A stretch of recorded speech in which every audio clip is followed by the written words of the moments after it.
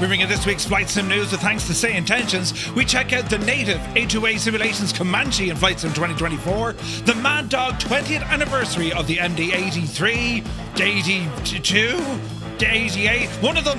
We also check out Harstad Narvik Airport, brought to us by Simulations, and revisit Newcastle from RW Profiles.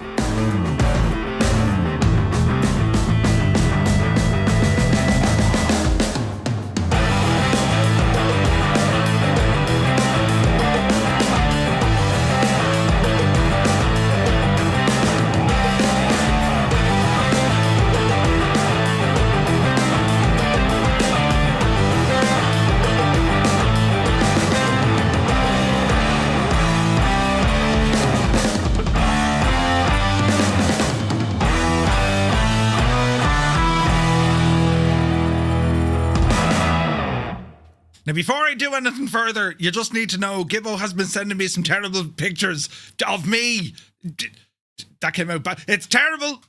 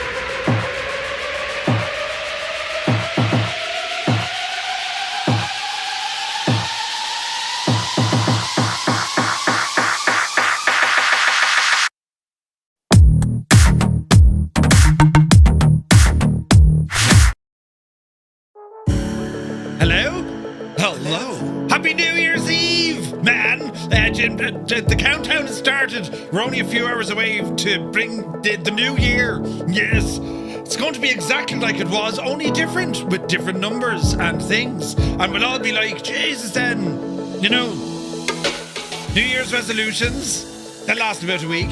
Right, gym memberships going out everywhere. That's about it, really. You'll probably have a sore head in the morning, but you're all very welcome in. Very happy Wednesday. And tonight, yes, we do have the Flight Sim news making the headlines over the holiday period. Gibbo's been terrible. I'll show you some of the right. He's just sitting there going, there's one for you. It's taken me out of context, and you could write a book in it. But anyway, hope you're all keeping very well. A very happy New Year's to everyone. If you're just tuning in, wherever you are in the world, if you're on this side of it, with the countdown, if you're over there, it's the countdown plus a few more hours. But if you're over that way, well, happy New Year. You're looking great. Great year, do you know? But anyway, yes, be in bed by 9 o'clock. I'll be the Janie then.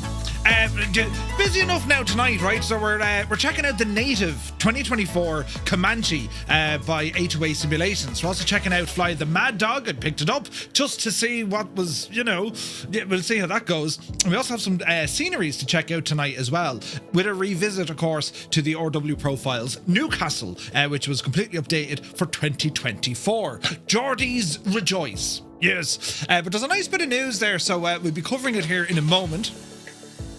What do you get up to on a New Year's Eve? The plan is, when we're finished, we're going to ramble on over to Alison Johnson, who's doing an absolute mad flight. 17 hours or something she was planning. So we'll be joining Ali here in a while, you see. You can all just ramble in and grab a chair and grab a pint, you know, as, you know, the final stream of this year. And what a year it's been. I put a post out on our Discord, also over on YouTube, for those who aren't on Discord. Get onto Discord.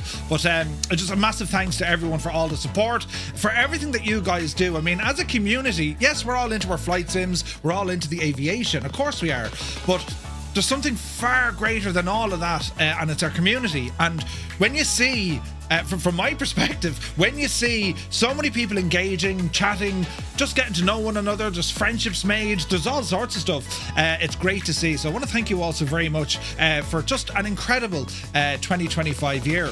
Imagine, and I started this full time as well. What? Right? Do you know, full-time content creation started. I didn't get grey hairs, lads. I've lost the population of the hair has dwindled, right? But that's because the brain is expanding, you see. That's exactly what it is. That's what I believe. I'm also dressed tonight for the occasion with a 2026 look. Beautiful jumper from flightsimtees.com. And that's a new venture from our very own Gibbo Ireland that he started this year. You know, which is absolutely incredible as well. Like, I mean, when people, Jesus, you know, people from our community, you see them doing things, be it that they've learned new aircraft or, you know, they're going on to bigger and better things in their job or with school, or they're going, you know, doing stuff with business. It's incredible to see that because, well, as a community, we're all connected. Like, it's weird. It's great, but it's cool to see how everything kind of just goes. So, yeah, what a mad year. So, yeah, how are you all keeping? What are you up to? You know, who's going dancing? Right? Or is it the case that you're like, this is the one night of the year we shall go to bed early, say nothing to no one, and then just appear early tomorrow morning? Right? Or maybe you pull an all-nighter. I don't know. For years, we haven't done much on New Year's. The last time I think myself and the missus were out for New Year's, Jesus, now this is a good while, we were in Dublin.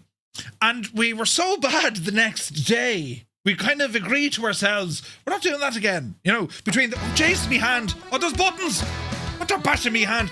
Between, Jesus. Stu Snape, you mad thing.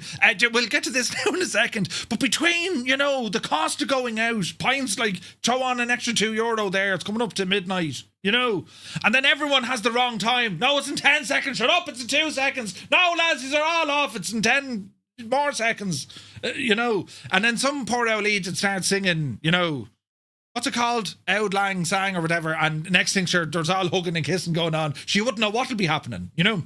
So yeah, that's New Year's, right? And what else? There's some fantastic you know, around the world, how they celebrate or how they ring in the new year. Times Square, of course, probably being one of the most famous, but also in Melbourne as well. Don't they do what they call fireworks and all this jazz? Do you know? So, yeah, in Tipperary now, the cows all moo at the same time at exactly 12 o'clock. All the cows in Tipperary moo. It's a great sight to be. Well, you can't see anything; it's nighttime, but you can hear it. You know, and if you can't hear it, you just moo yourself. So give a moo at 12 o'clock tonight. When we ring in the new year, just you could be in bed, you could be beside your significant other, and just gently, carefully moo and say nothing else. She won't have a clue, or he won't have a clue. It doesn't matter. They won't have a clue, but you'll know. You'll know the crack. Right now, moo. Right, that's the word of the day. Moo. Huh? It's Happy New Year's. Moo. Right, but it will upset everyone, and they'll be all confused. But anyway, it's a moving story. Brilliant. But anyway, yeah, we have a nice bit of stuff to cover tonight. There's a bit going on. I didn't think it'd be as busy. Do you know, I had planned... Originally, I was planning to say, right, well, there'll be nothing happening on Christmas Eve, and there probably won't be much happening between then and New Year's Eve. But there's a bit, so we're going to cover it. So, yeah, moving on. Right? You lot are brilliant. Do you know, you'll all come up with the different ones. We are totally amused. Right, look what we've started. We haven't even started yet. But anyway, we'll ramble. Jesus, we'll ramble into the dreamy, sleepy, nighty, snoozy, snooze. He's saying moo, haha. This is ridiculous. Right, hang on, we'll do one of these, look. Ah, yes. Is it moo or is it moon at your partner? Moo, there's no N. Jesus. Maybe if it is your partner, you can do the moon part of it, you know? How dare you make a moo joke? Oh, Jesus, how dare you? Right. No one's going to know what we're talking about. What's got into you, you weirdo? Moo. Oh, it's going to be brilliant. Right, anyway, come on, look, we're here to do the thing. CP65, good evening, you're very welcome aboard. Mrs. TPHI, down under, upside down, you're very welcome in. She's not down under, she's just upside down. She's over that neck of the woods, not that neck of the woods. Yeah. where I'm facing, I'm facing, not funny enough, I'm facing, no, wait, no, God, oh Jesus, no, I'm not. I'm facing south, so she's over that way. She's over there. Brilliant. North, south, east, and west. Navigation, very important. Something we'll be working on in 2026. Anyway, moving on abruptly. You're very welcome in. Vacuum is in the chat. Welcome aboard. Happy New Year. Fierce Wolf, looking fierce. Jan Wolfie, welcome in. Cracker 1963. Very happy New Year's to you, buddy. Flipper Alloy is here. Mac Vision, welcome aboard. North Coast Mike is in the chat. Malky Mac, very good evening. Happy New Year, lads. Chris Van Halen, good to see you. Apache is in the house. Norse Viking Gaming, Happy New Year. You're looking well. Also with a 55 stream streak.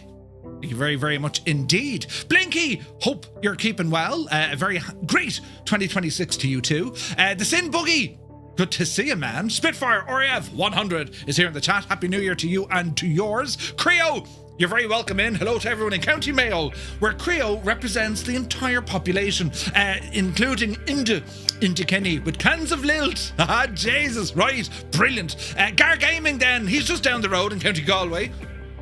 Happy New Year's, buddy. Hope you're well. The Impossible Face is here. I got into Flight Simage proper this year, and I couldn't have done it without us lot, dem lot. It's been a mad year for flight simming, it really has. It's been a great year for flight simming. So, yeah, we're all kind of in the same boat, really. Robert J56, good to see you. Eamon 1973, you're very welcome aboard. Who else come in? Vince C is here. Piper, good evening. Gibbo is in the chat. I need to show you what he sent me. I'll show you now in a minute. It's absolutely shocking, right? But yes, Happy New Year indeed to Vinci. Andy Brown is here. Good to see you, Andy. He says, Happy New Year all. Looking forward to 2026 with the Fireflies. Oh, yeah. Good to see Andy. Stu Snape, very good evening. Happy New Year in advance. I'll be out for a bit, then partying in the lounge with the family. Now, is that the lounge in the house or the lounge in, the pub? The lounge. And if you're in the lounge, take off your shoes. New carpet. Just Roy is here. Good to see you, Roy. Hope all is well. Let me see. Your family is in this... your family is the community this year. Great to hear, man. A very happy New Year to you, Roy. Sourdough Man is here, subscribing with 8 months. Thank you very, very much indeed, my guy. Hope you're well. Chalks is here. Happy New Bear. No, wait. Happy New Year, not bear. I don't want everyone to have bears. That'd be madness. Happy New Year, Chocks. Thank you very much indeed. Black Eyes Gabe, we have a Black Eyes Gabe. He's here in the chat. Hope you're well, Gabe. Happy New Year to you, my guy. Let me see. Remember, real bear hugs are often fatal. Man Bear Pig. Do you remember that one? Eddie, thank you very much indeed for 5 months. Subscribe to the channel. You're very kind, sir. Thank you very much indeed. Who else come in the door here now? Muse Fan bursts in the door with a whole load of Osquailga. Tá sé goma agus an buchel great stuff, Muse, and tá sé dulaculla agus Kjol and dreamy, sleepy, nighty, snooze. It's great to see you, man, and welcome. Muse, you went over the pints, was it last night? How's the head? Now let me say, Sumner is here. Looking forward to your review of the 2024 native Comanche. Ooh, looking forward to it. Eddie is here. Thank you very much indeed, and a happy New Year to you, man. You're looking absolutely brilliant. Gibbo says he's innocent. Never. Right, now, Happy New Year from Naples in Florida. Sumner, Happy New Year's from Tipperary, where it's currently 2 degrees Celsius. Cowled, right, cowled. Cyrus T, the man of Teal, who's been fighting against the man fluid, has rambled in. Good to see you, buddy. Scorpio 49 is here. Well, good evening, sir. Hope all is well. And, well, Happy New Year to you too. Viper Strike is in the house. Good to see you, Viper. Let me see here now. Free the Gibber one. Don't mind that. Alberto, welcome in. For the deepest, darkest Cornwall, he says. Bijani, APU Inspector, 3 hours to go in Sweden. Nice. Welcome in, buddy. Goodbye, 25. Hello, 26. May it be better for everyone, says Scorpio. Indeed. We're over here now, look. Still have the flu. Jesus, Iris, you poor devil. Cornwolf, good to see you, man. Very happy New Year. Hermit Something, Happy New Year's Eve from Boston. Good to see you, man. Hope you're well. Crafty Tigers, you're very welcome in, buddy. Where's this now? We've got a little under 12 hours, says CP. Ooh, nice. Just more buttons here, lads. Paparazzi is here. A very happy New Year to you, my guy. Hope you're well. Turd Ferguson is here. Good to see you, man. Tarnish Mossman is in the house. Jesus, that got loud. Good to see you, Tarnish. She's got one heck of a tailwind right now, so the flight might be a bit shorter. Oh, really? Interesting. In a box, man. Good to see you, buddy. Happy New Year's to you and to yours. Toto2495 is in the chat. Is Mrs. Toto there as well? The most of happiest New Year to you both. I hope you're well. Heisenberg, good to see you. Looking forward to more stuff in the new year. Absolutely. And well, you're very welcome in, buddy. Great to see you. Patrick Doyle is here. Good evening. Any fireworks for us tonight?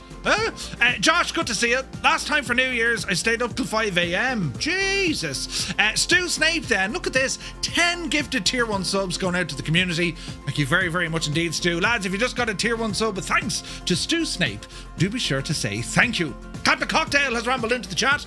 Good to see you, man. Happy New Year. Greg Gore is here. Who else come in the door here now? Velo, good to see you. Canoehead 2. Hope all is well. You're very welcome in. Colonel Fork 85 has rambled into the chat. Good to see you, my guy, and a very happy New Year to you.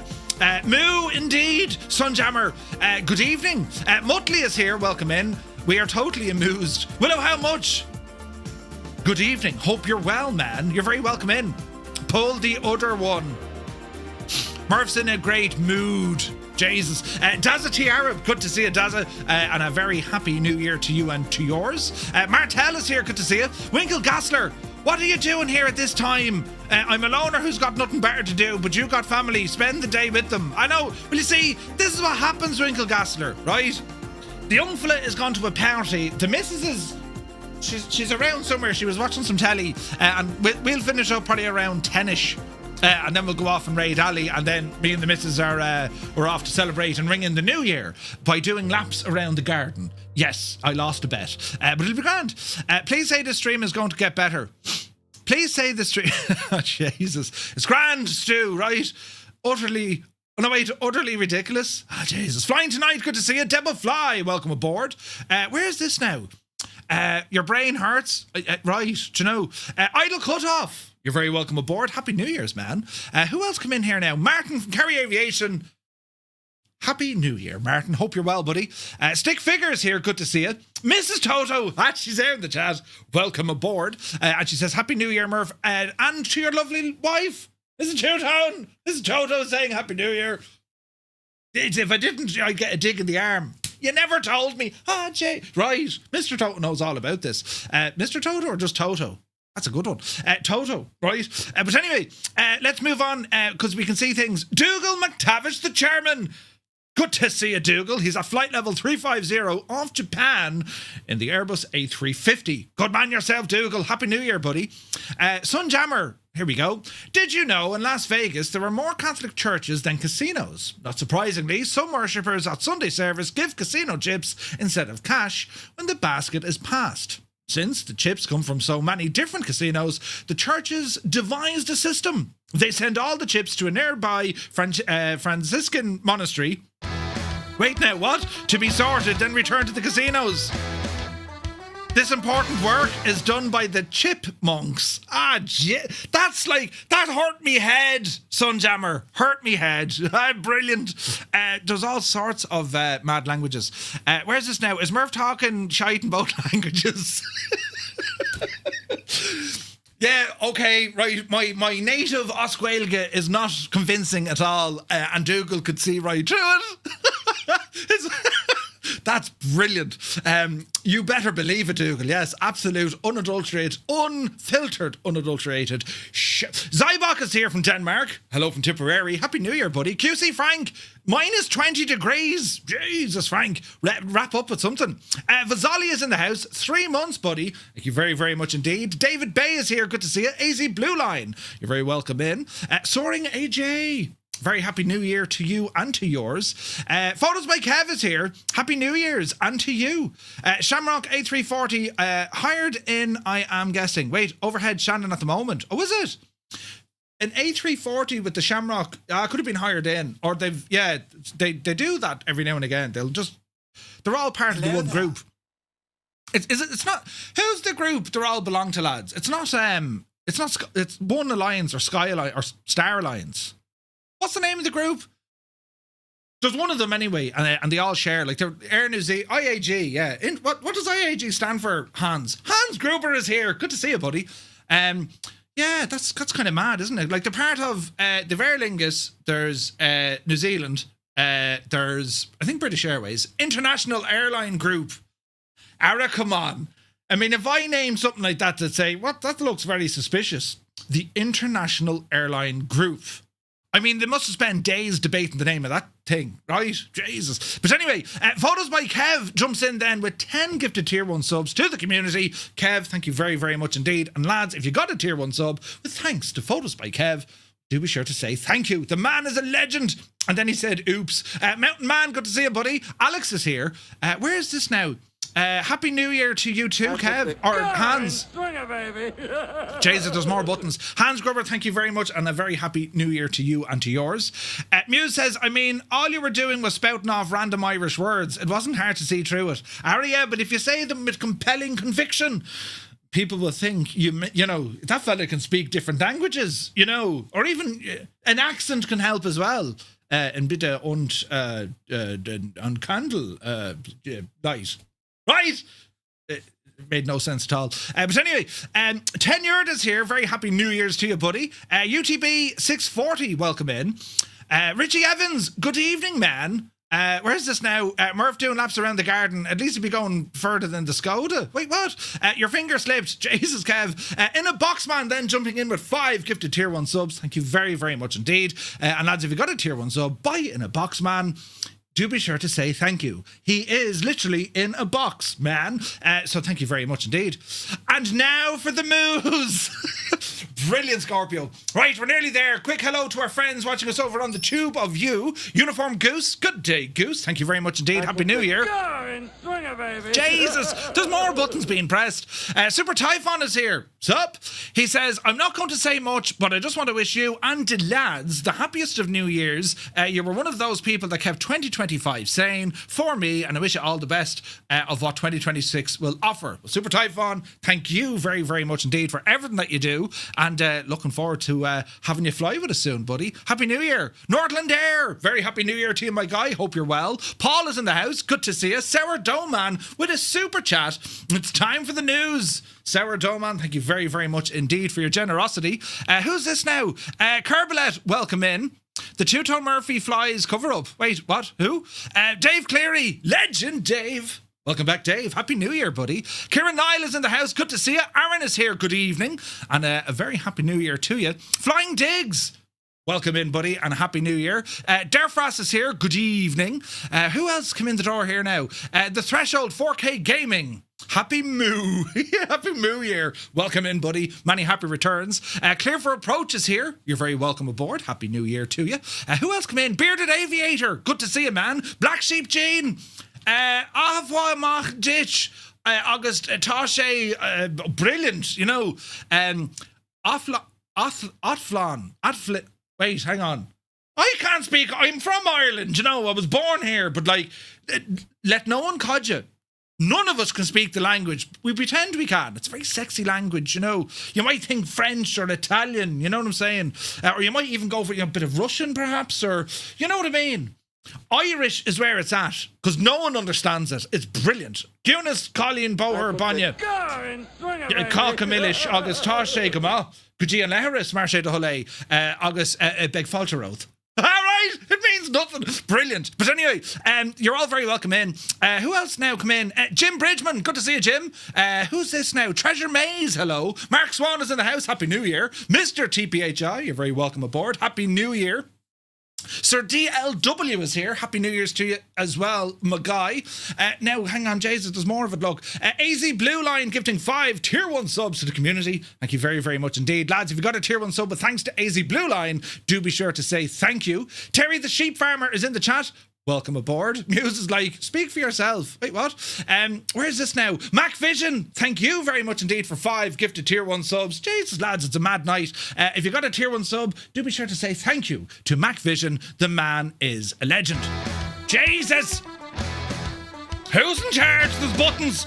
Hi, Murph. I'm coming from Dubai to San Francisco, says Clappy. Ooh, very nice. Happy New Year, buddy. Charlie's in the house. Happy New Year, Murph. And chat from Detroit. Ooh, good man yourself. I will be working so someone else enjoys it. Right, good man yourself. Next year, you know, it'll be your shot. If they tell you to work, tell them to shag off. Right. Cracker then, look at this. Cracker 1963 has gifted 10 Tier 1 subs to the community. The mad lad. Cracker, thank you very much indeed. And lads, if you did get a Tier 1 sub, but thanks to Cracker 1963, tell him brilliant and thanks. Fantastic. Go Rev Mealy Mahagut. Yeah, right. Do you know, Sim Guy, good to see you, buddy. Hope you're well. Right, buttons now. This is very busy. I need to show you some of this stuff as well. Look. Right. That didn't work, Kev. Just as well. Right, now, here we are now. We're in a normal spot. I'll let my camera's off. Hang on. Move it over there a small bit. Oh, Jesus, now. How's that looking? Yeah, terrible. Right, now, We'll scroll in. Oh, Commander Balosh, good to see you, buddy. Hope you're well. There are some sounds. Now, what I want to show you. I want to show you what the Mischievous Gibbo, that's his new name, Mischievous Gibbo. I want to show you what the Mischievous Gibbo has been sending me. Ah, yes. I just said... Dreamy, sleepy, nighty, snoozy, snooze. Richie Evans turned off me lights, look. Jesus. Flying Trits, good evening to you. Happy New Year. One Foxy Bingo Gav. Welcome aboard. That worked. It did work, Richie. Wolf to Fear. Happy New Year's, buddy.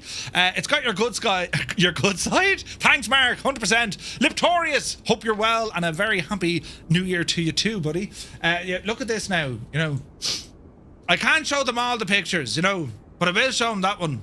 Not terrible. Gibbo just has rare photographs of me when, you know, taken out of context. I think I look very good in that. My hair looks lovely, doesn't it? Bloody hell. I better not show the other ones because they get more graphic. You can't unsee it now, absolutely, you know. He does have other pictures, you know. Where's this now? I'll show him this one. Do I actually pull these sort of faces, look? You know.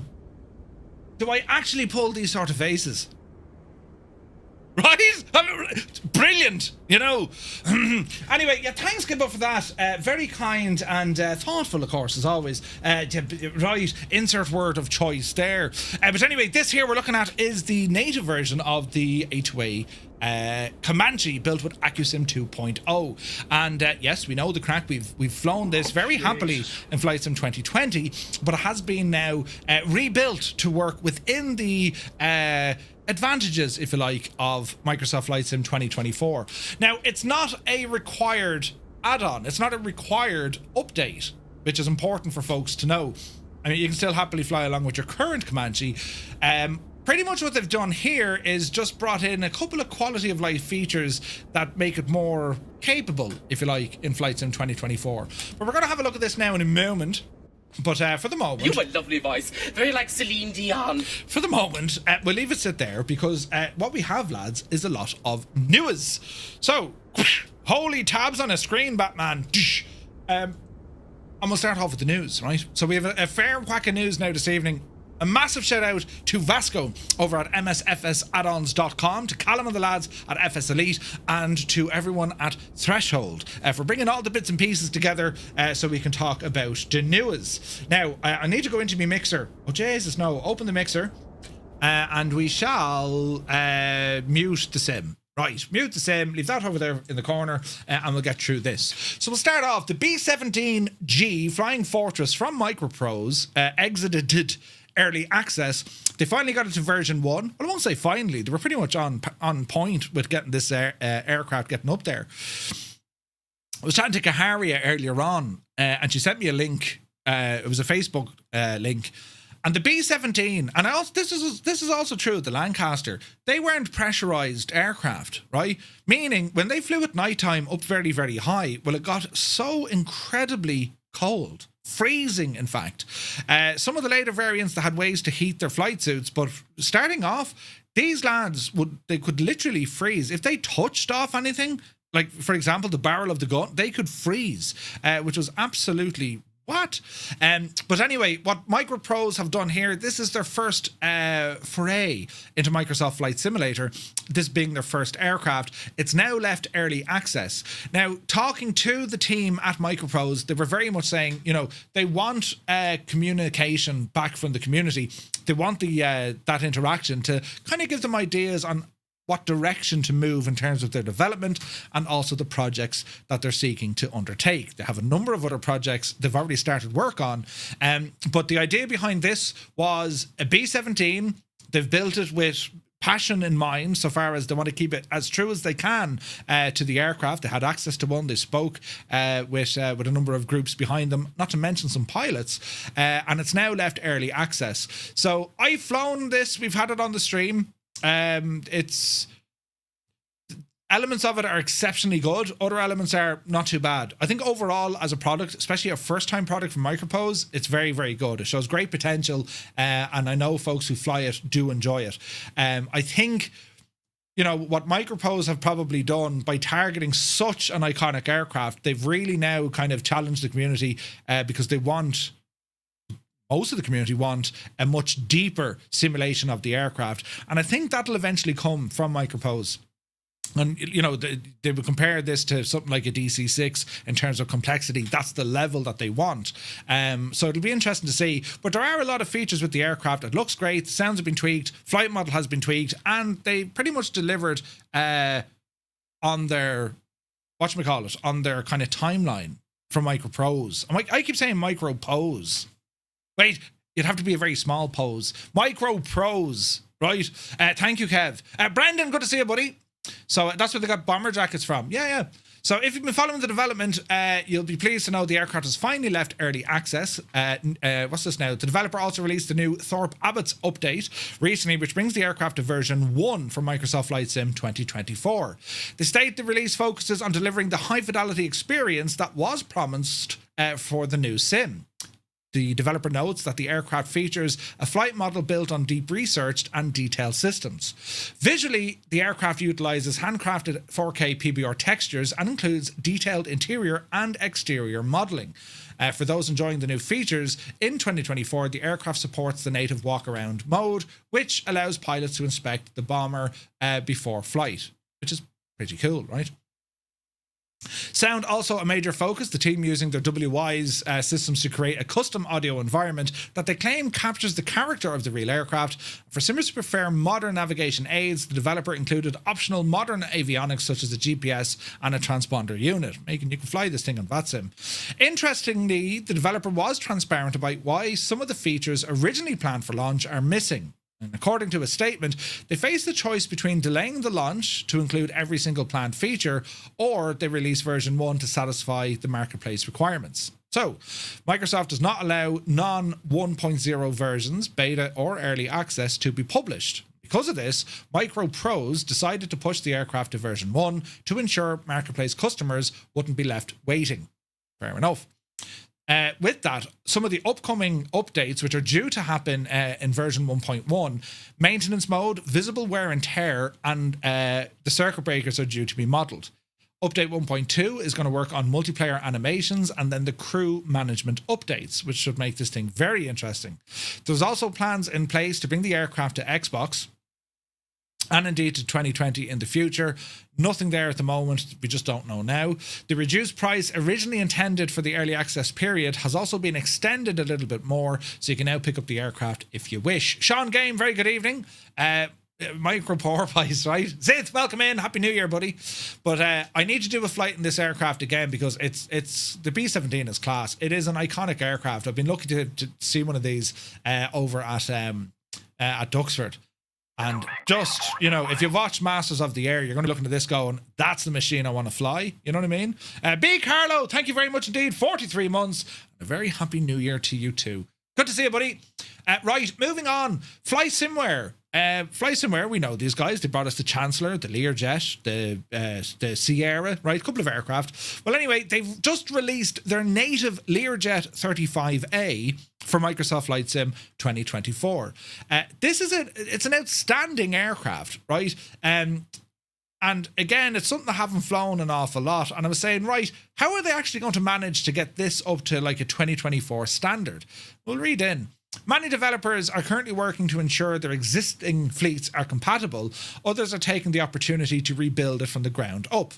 Flight Simware have just released the Learjet 35 for 2024, and the developer wants to make it clear it is not a simple port of the popular business jet. Rather, it's its third generation product.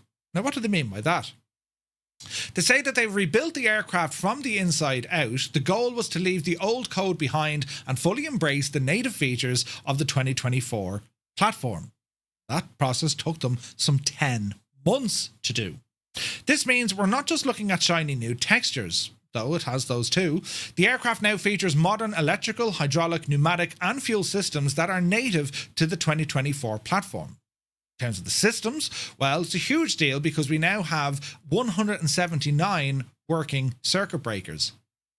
176 of them can actually fail. The systems and failures, one of the most interesting additions is the focus on long-term ownership. The new Learjet 35 includes a comprehensive wear and tear simulation with a robust failure system. You can manage these failures in 3 modes. You have mean time between failures, speed and schedule. It adds a layer of consequence to your flying, which is always needed and something that Flight Simulator aircraft didn't have. There was no consequence to mishandling the aircraft or being rough and tough with it. It's great to see this one is here now.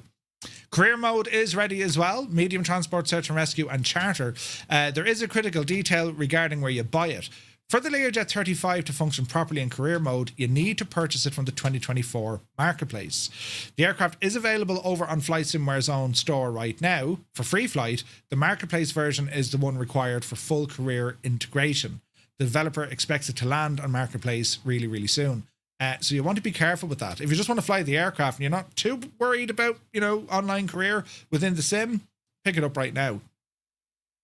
Visual and audio, they've also extended and enhanced the audio. They've worked on their own WI sounds, and they've also taken on the work of the Boris Audio Works sound pack to be included, and ensuring that the Garrett turbofan engines sound as punchy as they should. They've also added in some new visual effects and exterior icing improved, all that kind of stuff, new surface rain effects, and so on. The price reflects the fact that developers consider it is a completely new build rather than an update. The Learjet 35 is priced at $65.99 via the developer store. If you've had the previous version, there is a loyalty discount. You're eligible for a $20 discount off the new price. It's also important to note where before you had to buy the various add-ons for the different cabins, they're all bundled into the one aircraft now. So you get the cargo, you get the Medi, and you get the passenger one. But it's still, it's still another. It's not upgrading for $20. You get a discount of $20 off the price of $65.99. That may not be the best thing for everyone, but if you do enjoy flying the Learjet 35, I have it. I'm still testing it. We'll check it out on the news probably next week. But there are a lot of features put into it, and it is a great jet, so it's hard to call. Flinicky, good to see you, buddy. So that's out and available right now. An aircraft we're checking out tonight, Leonardo's Fly the Maddog. The 20th anniversary is now available. This was another head-scratching kind of moment. Also, the shameless plug to Gibbo with the flightsimteam.com. In a savage look, the man's getting... this man is going places. But anyway, Leonardo's MD-80 platform, this has always been an incredible simulation of the aircraft. It was very deep in terms of the systems modelling and how the aircraft behaved. It lacked a little bit when it came to the sounds, when it came to the visuals, right, and the cabin. It was very much, this is like P3D kind of territory. It has received a number of updates over its lifetime, and most recently, they've stopped selling the older variant, and they're now just released the 20th anniversary of the aircraft. And there's a couple of important notes here. One of them, if you've never owned this aircraft, you can pick it up now considerably cheaper than what the original one went for. It's like $65 now for this. But it's not only this, they include all 3 variants of the aircraft, the MD-82, the 83, and I think the 88, right? This is a gorgeous aircraft to fly. Leonardo said they're also working on a freighter variant, which will be coming out later as a paid add-on. But for the work that they've done I was a little scratching my head on this because it's like, what have you exactly done? Is this just like a facelift? Is it a couple of new textures and away we go? Well, tonight we're going to be looking at it a little bit closer. However, visual overhaul and new models. The most prominent change in this edition is a complete reconstruction of the visual assets. The developer stating that both the exterior and interior 3D models have been rebuilt from the ground up. The cockpit now features high-resolution textures and improved material rendering designed to leverage the graphical capabilities of Flight Sim 2024. Along with the new models, the update introduces enhanced animations. We can now operate the sunshades, switch passenger lights directly from the relevant view positions. It's important to note that due to these structural changes, liveries created for the previous versions not compatible with the new version. There is a new paint kit available for livery creators. Beyond the visuals, the update brings changes to the user interface and core code, meaning that the legacy load manager has been replaced by a modern utility that includes a built-in system for downloading and managing liveries directly, which is a lot better. The old one was clunky and slow. Regarding audio, the developer notes that the external engine sounds have been improved, but advises users to manage expectations. Leonardo were transparent about the challenges in this area, citing the scarcity of operational MD-80 aircraft in Europe as a barrier to recording new high-fidelity sound packs. They acknowledged that while progress has been made, inherent limitations remain. So the sounds have gotten a little tweak, but nothing to write home about. The flight dynamics and code base have also been optimized. The aircraft supports integration with third-party tools, including that of CPDLC for networks like VATSIM and IVAO, as well as the newer solutions from the likes of Beyond ATC and SayIntentions. The EFB continues to support SimBrief and Navigraph, although I'm scratching my head on that. I can't get it to work. I'll show you where I am stuck. And then they've consolidated all three different variants into one single package. The aircraft, to buy it, brand new, is now $64.99 excluding tax, right? Meaning you're getting three variants of the aircraft, which the previous variant would have been like $100 plus tax or €100 plus tax. Existing owners can upgrade. You get a €22.50 ex-tax upgrade price, right? Rather than a discount. I think that's much better. So if you already have the aircraft, you spend about 30 quid and you have the 2024 version, if they want to call it that. From the 1st of January, the upgrade will rise to $24.99. Not a big thing. The upgrade, however, is optional. This is the important bit. The upgrade is optional. The developer confirmed the previous Fly the Maddog X can coexist with the new installation. And while the legacy version has been removed from sale, existing owners will retain full access and support. So I think that's important. You don't have to get the update. It's an option. For those who really want it, yeah, we made it. If you don't want it, you don't need it, no worries. We'll keep supporting what you have. That, to me, that's good, right? That's just good news. The 20th anniversary is compatible with both 2020 and 2024, with Leonardo not deliberately going with just a native 2024 model at this stage. So, MD pilots rejoice, the Maddog. It's a machine we're going to check out tonight and see how it's getting on. So, moving on. Skyward Simulations, we had a quick look at this a couple of weeks back, but they've now sent out some comprehensive details about the systems of their upcoming Citation Sovereign. We know that the aircraft is in development, and when it comes to their system depth, they're aiming for high fidelity. Over 170 simulated circuit breakers. Other core systems are getting similar attention, with the anti-ice fully simulated across the wings, engine stabilizer, and the windshield. It's featuring temperature monitoring and accurate crew alerting system for your ECAS system. The pneumatic system reportedly features an accurate bleed air layout. This includes APU integration, automatic source, and direct links to the environmental control. On the hydraulic side, the developer mentions the model accounts for accumulator gas and fluid dynamics, which we can actually see these in action in the shared media, which displays the functional hydraulic synoptic page on the avionics suite, which is pretty cool. This appears to be a fairly deep simulation of the aircraft, which might tickle the fancy of those who enjoy flying, let's say, the Citation 750, the Citation X, This will mean slightly different, but there definitely appears to be a little bit of depth, a little bit more depth rather, when it comes to the systems. So it's pretty cool looking. Other things that are there, the Sovereign Plus will feature custom Garmin G5000 avionics suite. It also has data link capabilities with ACARS, CPDLC, and so on. Essential global touchscreen controller serves as the hub for these systems. And to assist with flight operations, the aircraft includes an EFB, which integrates SimBrief for flight plans, manage the aircraft states, payload, ground services, and all the jazz. So we've no release date as of yet. I would imagine this I'm looking at the pictures. This project seems to be approaching kind of, the last kind of final approach. So it'll be interesting. Very similar to the Citation X that's already out there in terms of how it looks, but they are a different aircraft. 98 Vulcan, Happy New Year, buddy. Good to see you. Where is this now? Flying Dick says, does anyone know why the IndyBuilds manager gets hung at like 12 megabytes on a scenery or aircraft install?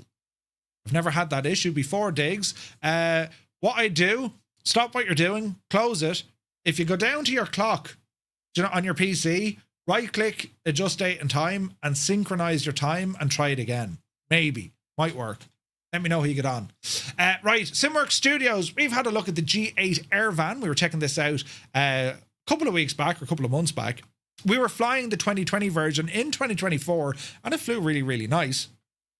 They have now released the native 2024 version. So the aircraft has been available for some time. The fully native version has just rolled out from SimWorks Studios. The new release updates the basic edition of the aircraft to take advantage of the new Sims architecture, with SimWorks Studios stating that the version is a faithful recreation of the Australian workhorse.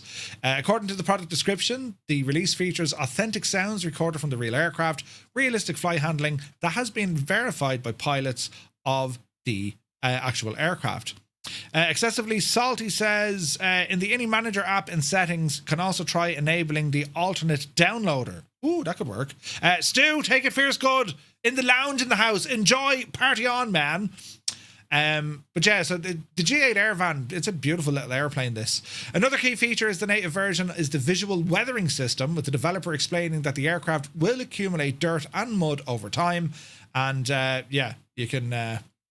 if you're in those kind of rough terrain environments, it's going to get filthy, The product is also listed as career ready for Flight Sim 24, which allows simmers to use the aircraft utility capability for cargo and passenger transport within the career mode. Existing owners of the 2020 version should note that the developer has previously promised a free upgrade. For new customers, the aircraft is available for €27.49, about £25 or so on so forth. Pretty cool, right? So that is the Airvan. It's a great little plane. It's like a tiny caravan, Grand Caravan. A little bit slower, a little bit smaller, but a beautiful aircraft. Now, the machine we're checking out tonight, A2A's updated Comanche 250, the native Comanche 250. It's now been released, and it's a fully native version of their AccuSim Comanche for Flight Sim 2024. While the 2020 version of the aircraft is, technically works fine, A2A say that the native release takes advantage of specific 2024 platform features. It's a separate product rather than a simple patch, although the developer has provided a discounted upgrade path for existing owners. So, what's new? What are we getting here? Well, the primary changes revolve around integrating the aircraft within the new Sims core systems. The developer notes that the native build features a full 2024 walk-around system, which allows you now to walk around the aircraft rather than going from station to station like you had to do with the tablet. Another significant add-on is the integration with the native EFB, allowing the tablet to display charts and supported EFB apps, so it's all within the one device. On the avionics front, the upgrade brings a few highly requested configurations. The native version supports a dual setup for PMS and TDS GTN 750 or 650 units. Additionally, a new GPSS, that's your GPS steering module, has been added for the S-Tech autopilot, and a brand new Narco NS 800 ORNAV configuration is available for those who prefer the classic navigation. The developer also confirms that time compression is now supported, a quality of life feature which is often requested. Pricing and upgrade. The native version is a paid product for those, or for new customers. The price is still set at $49.99, with A2A introducing a fair upgrade path for those who already own the 2020 version. You can pick it up for just $14.99. The aircraft is available over on the A2A Simulations store, and the marketplace release will follow. Again, it's important to note, A2A have said this, it is not a required upgrade. You can still fly your current version just fine. For those who want some of the extra bells and whistles, including using Asobo's default G5, you can, choose to upgrade from there. We're going to have a look at it either way, so if you have any questions, do let me know. Aerosoft showcased the A340-600 Pro in a first full flight demonstration.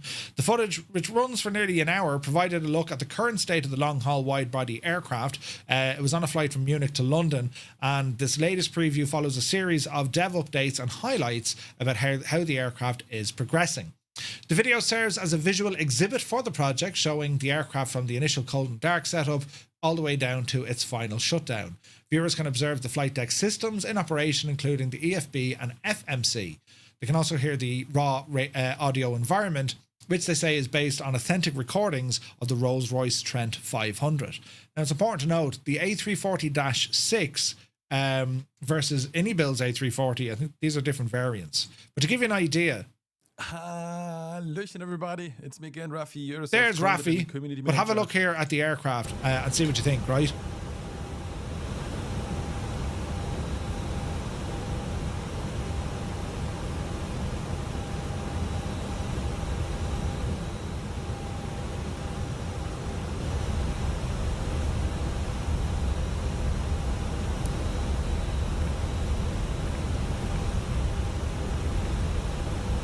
So, systems looking good, artwork looking good, up onto the overhead.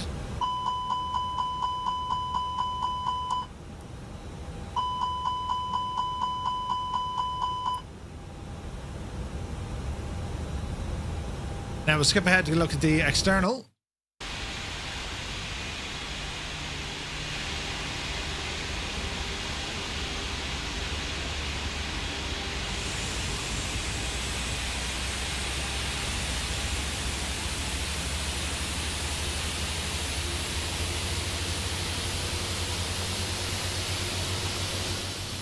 And we'll look at takeoff.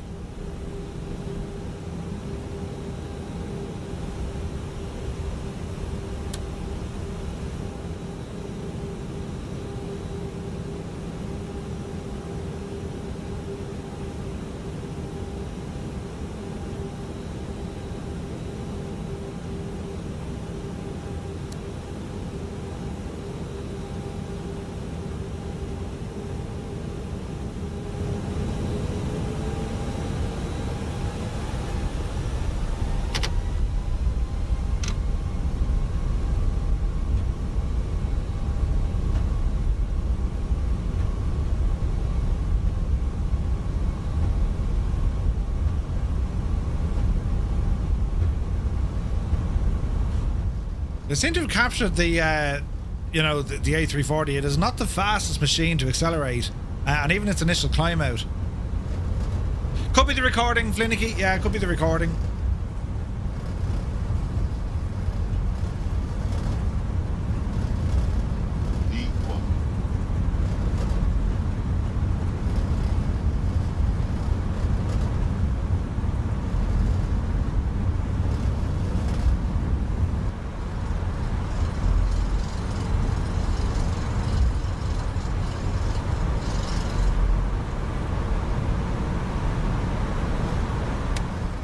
Not too shabby. Definitely showing good promise here. And as I say, it'd be interesting to see how they develop it further. Looking at the EFB, what are your thoughts on the EFB, lads?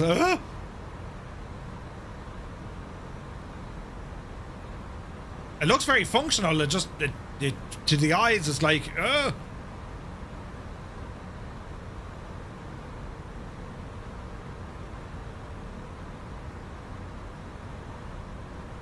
as she's cruising. And then we'll have a quick look at the landing. Very toeless, yeah. Very toeless.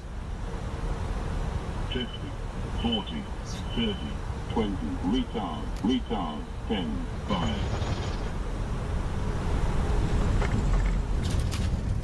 Now, I suppose it's important to note as well, I mean, what Aerosoft are doing here with this aircraft, the collaboration that they had in partnership with Tolis has been huge, right? And Tolis have made these aircraft over in the world of XPlane, so much so that, you know, Airbus themselves say, yeah, this is a great machine, go ahead and fly it. Do you know what I mean? I think where Anybills has the edge certainly is on the visuals and the sounds. Looking at it, I haven't flown this aircraft yet, so I can't actually tell you. But I do know I very much enjoy flying the Anybills variant of the A340, which is just, it's super. And I like the different models that it includes. But this is looking very, very promising from Aerosoft, considering their A330 that came out, you know, not too long, well, a couple of months back, was shocking. You know, Captain Sickbag, Happy New Year to you, buddy. Hope you're well. I can't remember the price of this, but we'll know a little bit more in the coming weeks. Did they even give a price on this? I'm not quite sure. But anyway, we'll have to wait and see. There's another A340 on the way, and there is another A330 on the way. So that's also in development. Timeline expected to be first of the Pro Series to reach the market, which would be the A340. So we'll have to wait and see on this one. Now, we covered this briefly last week, but just to recap, Azure Poly revealing the cockpit of their upcoming Rafael, and also functional terrain following system, which is pretty cool. The Dassault Rafael from Azure Poly released a new development update just before the year ends. The previous update focused on the outer shell.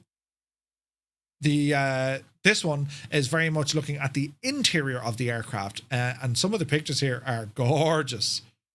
The detail here from Azure Poly, these guys make gorgeous aircraft, absolutely gorgeous, and they're licensed by Dassault to bring these to life.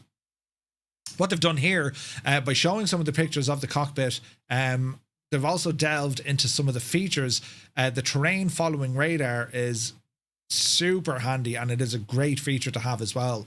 So yeah, I'm very excited for this project. This should be out some stage Q1, I think, in 2026. So yeah, we'll see how Azure Poly get on with that. But they've already released some incredible aircraft, the Jag being one of their best, and of course the Transall, which I love. Jay Winokur, Happy New Year, buddy. But yeah, very excited to see how they're going to get on with this aircraft, and the depth in which they can go as well, considering that Dassault are there behind them. Now, moving on, we already showed that, man, Murph, the A340. Flight Sim Studio releasing the CFMS for their E-Jets. We've seen this being streamed, I suppose, all last week. You know, there's a update you can get. It's like the experimental branch for the E-Jets, which is providing VNAV.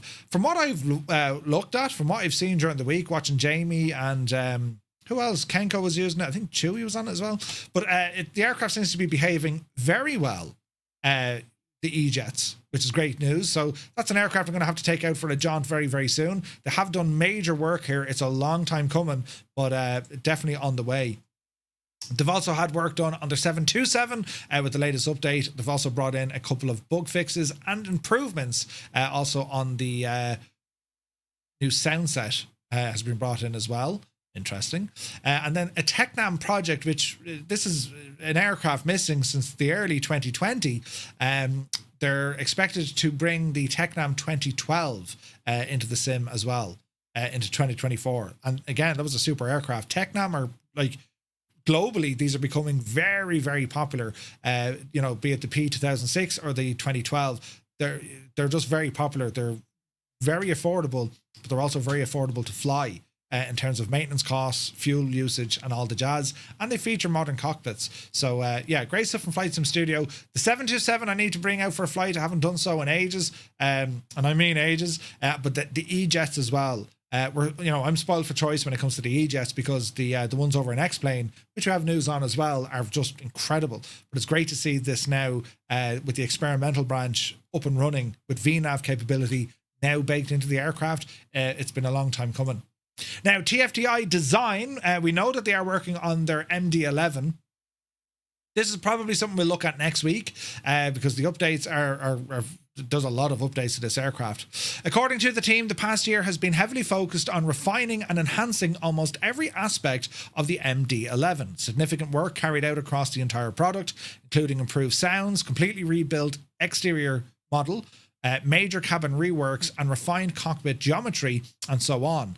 On the system side, hundreds of fixes, changes, and additions have been implemented with a strong emphasis placed on quality of life improvements. Testers involved in the process have reportedly described the aircraft as feeling like a new product, with the development team aiming to meet or exceed the standards expected of current top-tier add-ons. TFDI Design also confirmed that a Microsoft Flight Sim 2024 native version, alongside a major art update, is already being distributed to collector edition customers. These users have opted into testing unfinished builds to help identify issues ahead of a public release. They were trying to get this out this side of the year, didn't happen. They're going to go for early next year. I'm lucky, I have the aircraft, I need to take it for a spin, but the MD-11, I mean, this is a gorgeous plane. I flew this across the pond, I've flown it on VATSIM, it is a great machine. So yeah, again, we'll probably have a look at this next week. So great news there from TFDI Design. ENEV, they wrapped up the year with their December development update. They announced, of course, the L1011 TriStar, and also news of other sceneries, in particular Dallas Fort Worth. I'm very excited for this aircraft from ENEV. It looks gorgeous. The TriStar in its civilian mode, also we've seen it in use in its military mode as well. That's just a machine I can't wait to try. Tri-jets are just cool. You don't see them anymore. So, you know, you compare this when it comes to the MD-11. Different aircraft, but quite similar. Very much looking forward to the TriStar. No news on when it's going to come out, but, you know, ENEV are saying, yeah, we're doing it. They kind of gave us an inkling almost a year ago, maybe a year and a half ago, to say that they were going to bring this aircraft, but now we can see it. Well, it's getting there. They've built it, so it's all about refining it. We also mentioned that they had the brand new liveries available for Lufthansa, the 100th anniversary, and then the rest of the update just goes on their existing products, mainly when it comes to the A350, which has saw massive updates, the A340, which that's my favorite airliner from ENEV. I'm really enjoying it. The F406 Caravan 2. The beautiful turboprop, we're flying that on Friday night, and also the Spartan 7W Executive that got an update as well. So yeah, looking forward to more from ENEV. I think they had a huge year, lads. When you think about it, the sceneries, the aircraft, and the sheer amount of updates that they've managed to push out, it's been quite incredible. The Lufthansa liveries are absolutely awesome, and of course I think, you know, that L1011, we know they're working with Echo 19 to provide the sounds as well. It's going to be good. I mean, look at that. Oh, right, very, very nice indeed. The TriStar was doomed because the engines which were only created for this plane. Really? Ooh. You can see some of the work here as well when it comes down onto the FMS systems. It just looks absolutely gorgeous, doesn't it? Gorgeous. A standout inclusion of the TriStar's performance management integrated with an AFCS and an INS. The system will compute optimal climb, cruise, and descent profiles based on live aircraft data. And of course, that we know that Tyler from Echo 19 has been recording the sounds. So this is we know this is going to be a class act. It really, really is. So yeah, great stuff from ENEV. They've had an absolutely massive year. And the updates have just been coming thick and fast, which is great, absolutely great. So yeah, we'll have to wait and see, but cannot wait for the L10, man. That's going to be awesome. Right, moving on, we're nearly there. Sky High Studios announcing Budapest International Airport. It's in development now for Microsoft Flight Sim 2024. Team are currently working on bringing the Central European Airport to life for the platform and provide us with some early in development screenshots. Budapest Airport serves as Hungary's primary international airport, built around a central terminal handling more than 14 million passengers. It's a central airport to the east and west of Europe, with Wizz Air having a massive base, but other carriers such as Ryanair, Smartwings, EasyJet also have a fairly strong presence there. Multiple long-haul carriers operate, such as Emirates, China Air, Korean, and Qatar. And there's also a strong cargo operation that happens at the airport as well. Got a couple of pre-rendering shots here, or not pre-rendering, pre-release shots here. And I'm liking the textures here. Looks very, very nice indeed. Budapest flying in and out of. It's not too far from Dublin. I mean, it's kind of like your nice medium haul kind of trek, right? And it'd be nice to see some strong scenery for that location as well. So it's all coming together. It's looking very nice. Sky High, they haven't released a release date, but they are saying it's coming out the first part of 2026. So yeah, great stuff there. And well, great news for anyone who likes flying in and out of Budapest. Sim Atlas.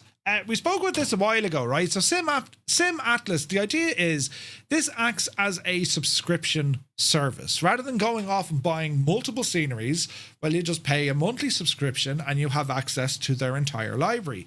It's something interesting and new, relatively new, in Microsoft Flight Sim. They've just announced they've brought in new developers and they also have a brand new trial.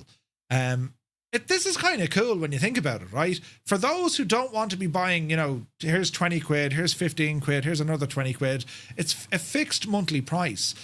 So far, they have 120 premium add-ons available through the subscription. They've now brought on digital design and also AG Sim.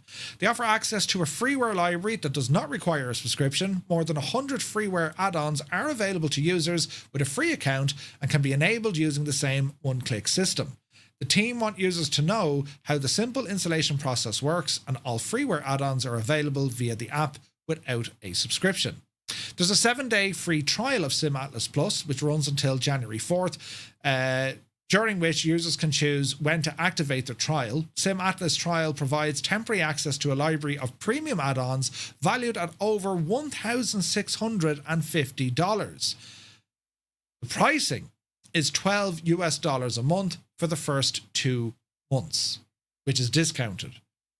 So what are we talking? What do we think the full price would be? I don't know. Is it 15, 20 bucks a month? But when you consider, okay, well, look, their entire library, if you were to go off and buy each and every one of these airports, it's going to cost you, $1,500 or $1,600. Well, you'd be a long time getting that over a year, right? So I think it's a good option. It may not be for everyone, right? But I think it's a good idea. Having somewhere central, I've always wanted something like this. If you had one central platform, all add-ons, every single one of them, aircraft, scenery, liveries, you name it, everything lives within one platform, and you had the choice to buy them outright or you rent. One place for updates. I would love a solution like that. It's never going to happen because, well, developers aren't always going to suit other developers, right? But I think what Sim Atlas are doing here, it's interesting, and it'd be interesting to see other developers who might be able to join into the whole Sim Atlas Plus idea. As I said, Digital Designs and AG Sim, both of which have some very, very nice airports, they're now part of this. So interesting stuff there and good news. So we'll keep an eye on how that develops. Moving on, MK Studios. They've released Rovaniemi Airport version 2. And we only flew into this not so long ago to visit Santa. MK Studios releasing its new version of Rovaniemi Airport for Microsoft Flight Sim. The new features and also modelling compared to the original release. Situated about 10 kilometres outside the city centre, it's known for its unique geographic location with the Arctic Circle crossing the northern end of the runway. Try and reload this for the other pictures. Some of the pictures that we can see here, the updates from MK Studios, which don't want to load. What can you do? Jesus. The rendition aimed to capture both the character and complexity of the airport. We can buy a copy from Orbex for $28.99 Australian. If you own version 1, you get a 30% discount. So it's a native 2024 upgrade, but it's version 2 of the airport for Rovaniemi. Which is pretty cool. Roy says, is it the same as Skunk Aircraft Updater? No, it's more of a paid thing. Do you know? Right, moving on. Time models. Bozeman for Flight Sim 2024. This is now available. This is something I love what time models do, right? They've just released Bozeman, which is in a gorgeous part of the world. So where's this now? So is that a picture or a video? I think there's a video for this. Let's go over here and see. Scenery developer Time Models rendition of Bozeman in Yellowstone has been released. It's the busiest airport in the US state of Montana, serving as a national gateway or primary gateway to southwest Montana and a convenient entry points traveling headed to Yellowstone. It serves as a major US airlines including Southwest, American, Alaska, Delta, United, Sun Country, and JetBlue and Allegiant. Time Models rendition features handcrafted PBR ground textures, detailed terminals, realistic buildings with PBR. The list goes on and on. It's available from AnyBills. You can pick it up for €15.87.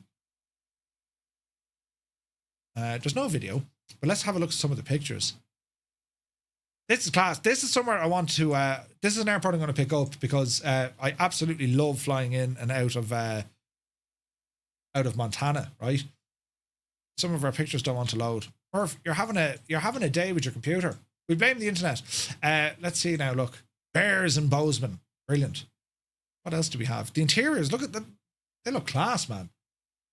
Time Models have done some cracking sceneries over the years, haven't they? So that'd be flying in and out of. Oh, look at the lighting. Jesus. Yeah, we're going to have to grab that.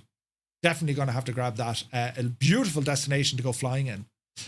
D-Wolf just bought it and it's fantastic. Nice. So Time Models Bozeman, it's available over on the IndieBills store. And as I said, you can pick it up for about $15.87. Just shy of $19 or shy of £14. So great stuff there. There's also been an update for Rex Atmos Core, a vital technical update. They closed the year out with a critical patch for flights in 2024 to the Rex Atmos Core technical update.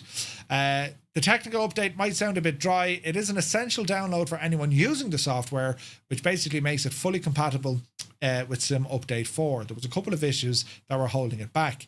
So we've used this. We've demoed this on the stream before. There's elements that I absolutely love. I think it's excellent. And then there's others where I'm just left scratching my head.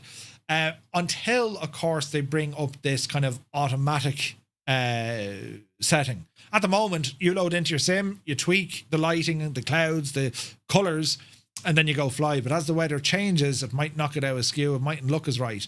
What they're looking for is like, just load the sim with these values and it should work there and after. That's what they're aiming for. But the fix list is now up and running with flights in 2024. They fixed the weather rendering in METAR mode, weather rendering in simple mode, and so on and so forth. They have added a couple of enhancements, the startup logic for the app, and they've also added the simulator runtime, implemented the detection to confirm whether the sim is actively running. So there's an update for Rex Atmos. It is good if you're interested in it. We did a stream on it not so long ago. Like how you can get it to look. It's not an automatic press this and it'll do all the work. You have to tweak it. But the good news is there are a lot of online profiles now that you can download, upload them into the Rex Atmos. You will get a great environment within the sim with cloud. They really do kind of mist and fog really well, incredibly well. It's a great enhancement, but not for everyone because it's a lot of tinkering involved, you know.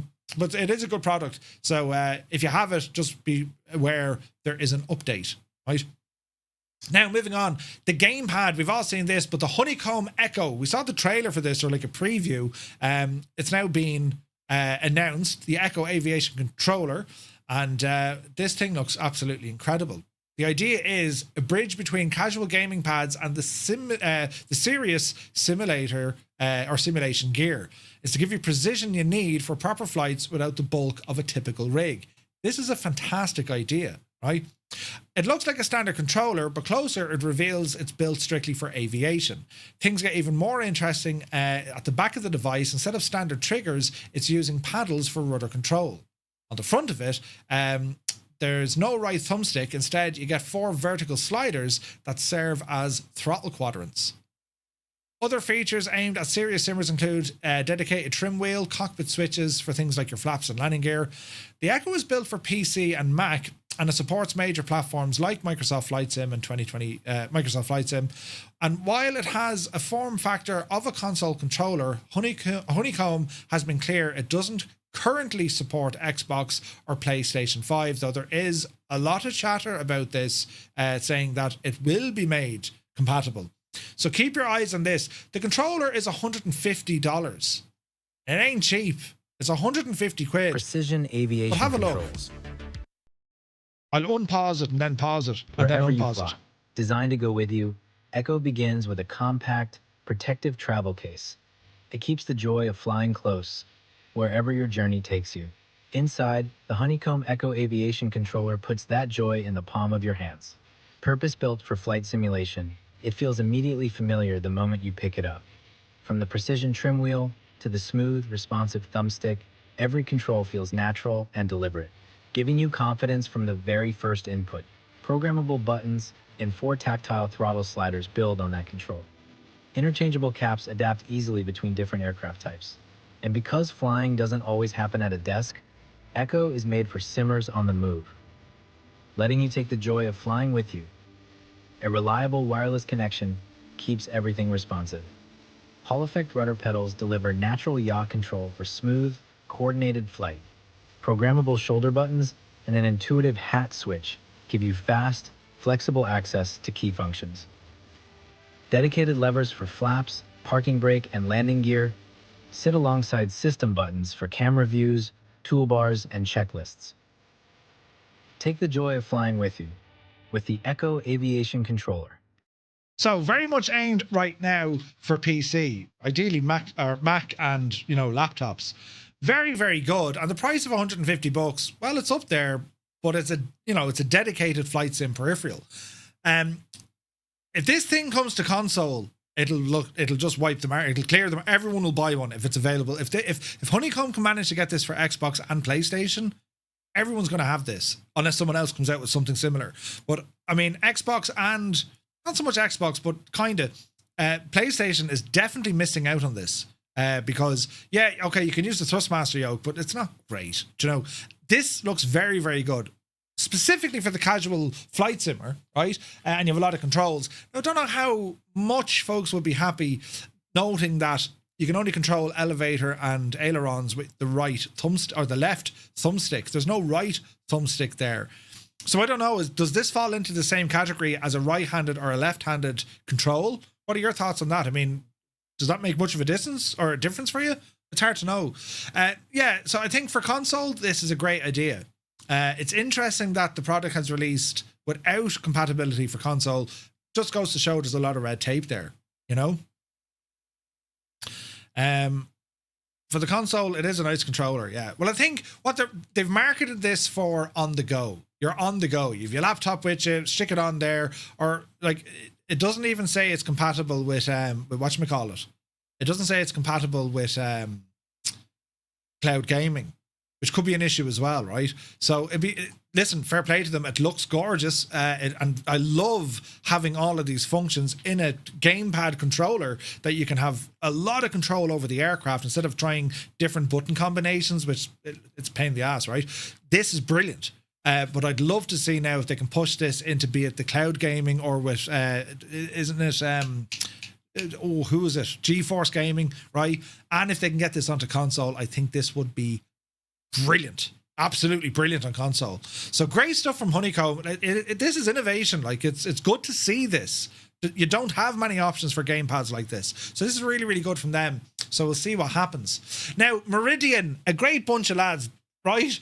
The last yoke and throttle you'll need, Meridian modular system and pricing have been revealed. Now, they did this last March, right? And then they did it again in June. And here we are in December and they're doing it again, right? The third time, but they are giving us prices. So target pricing information from Meridian. Now, I don't know what they mean by target pricing. This is like the current pricing. The Horizon Plus and Latitude Plus are expected to cost about 360 or 370 quid plus VAT or with VAT, or about £320 or about $350. I don't know why it's more expensive in euros. That's just... Anyway, the developer also clarified that the Latitude Plus throttle will likely be available in separate Toulouse and Everett editions.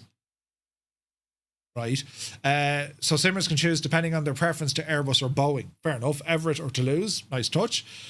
Regarding US availability, Meridian notes that import tariffs may impact the final listing price, with retailers potentially displaying the tariff costs separately. After months of teasing, the company's revamped website is now live. The update moves us past the concept phase and directly into specifics. We now have concrete details on new product names, the new technologies being used, and a look at the philosophy driving the team. Nicky Repenning, the founder of Meridian GMT, shared a message alongside the launch that highlights just how intense this final push has been. He described a complex and time-consuming process, and the team powered through, often at the expense of sleep and weekends. I've lost count of the number of times we were told that something wasn't possible, Nicky said, as well as the number of times we found a way to prove them wrong. The lineup, Horizon and Latitude. The most immediate change is the name or the nomenclature. Wait, what? The phonetic Sierra and Tango names are gone. The ecosystem now anchored by Horizon Plus and Latitude Plus. The Sierra is officially gone. Meet the Horizon Plus flight controls. The product page reveals a device that is trying to solve some of the oldest complaints in flight sim hardware. The headline feature is a quantum leap technology. Right? Meridian has moved away from using Hall effect sensors for everything. Instead, they're using this new 16-bit tunnel magneto resistance center for the roll axes, with the developer claiming that it offers higher stability and are virtually immune to interference or drift that can sometimes plague Hall effect sensors over time. However, they haven't ditched Hall effect entirely. The pitch axes use Hall sensors, and Meridian explains that the Hall sensors are actually superior for the long mechanical travel required for pitch input. Furthermore, the pitch axis features asymmetrical travel, offering high resolution in the aft range to give you more precise control. The plus in the name seems to refer to the modular air architecture, or the module air architecture. The Oak base features two physical bays that accept interchangeable avionics modules. Boeing, you can slot in a left side module for avionics page and a right side for an EFA style control. General aviation can be software setup that includes a chronometer or engine monitoring display, and then a touchscreen center. Both setups pair with a central touchscreen that handles master warnings, cautions, and annunciations.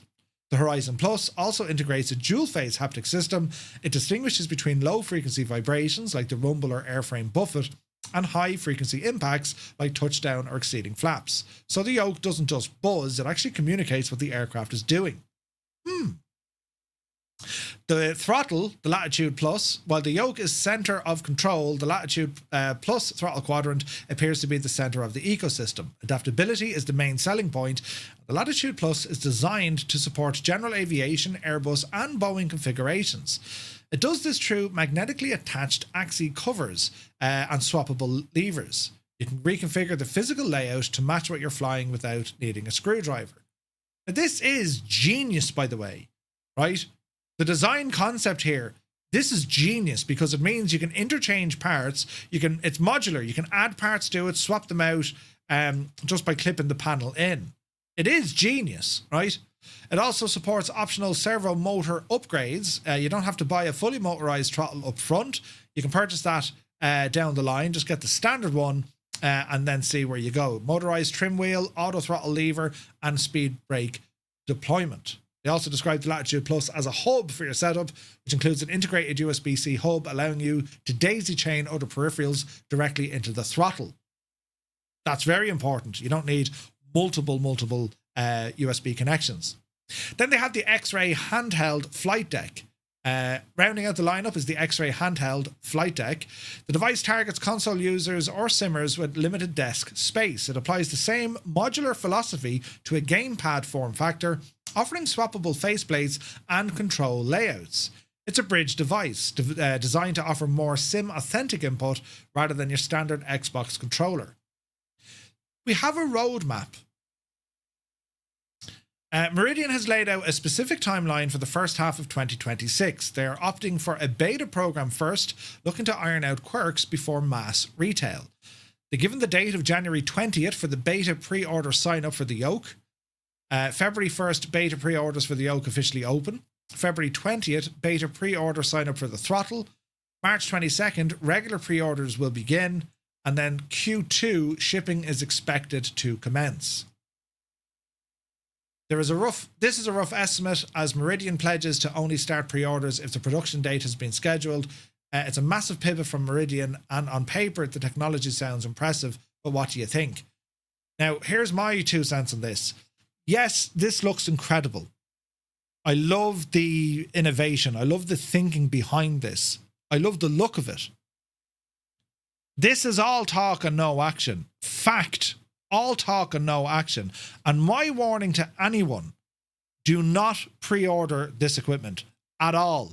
Wait for it to be available before you purchase it. And the reason why I'm saying that, we have seen time and time again from this developer, right?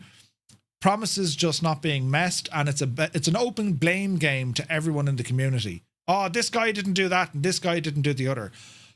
I really want this to be a massive success. Lord knows Nicky needs the win, but as consumers, I gotta say, lads, be very careful here. My recommendation: don't pre-order it. Wait until it's available. Then, by all means, buy it. Once you know it's there, buy it. Right? It looks great. The sound and the tech that they're doing, it's absolutely incredible. I cannot wait to see this equipment. But as consumers, I wouldn't pre-order. It's too many people have gotten burnt. Logistics delays, no returns, no support, all sorts of drama. You just don't want to be throwing your money at this. Wait for it to be released. Once it's released, and again, just to be clear, I really want this to be a success story. I want this to be a win for Meridian, which is a new company, and for Nicky, right? I really want this to happen. We're rooting for him.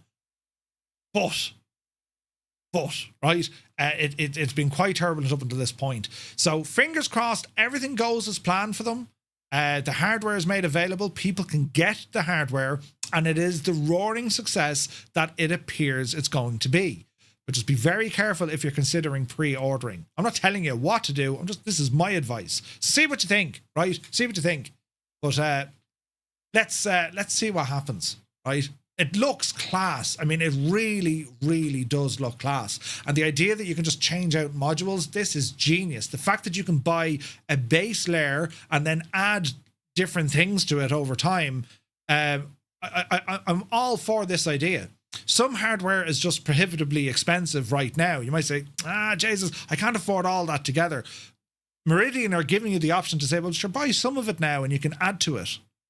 That's very, very good. That's awesome. But they've had a very rough year.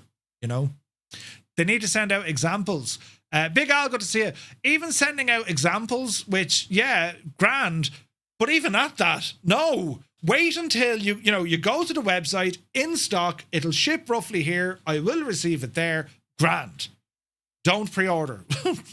Don't do it, right? Content creators, no doubt, will get access to this. They'll be showing it off. It's going to look amazing. You're going to go absolutely insane because it looks great. It really does. And there's no doubt it will be great. The worry here is, can they actually deliver on it? If they deliver on it, that's what we want. Yes, this is going to be excellent.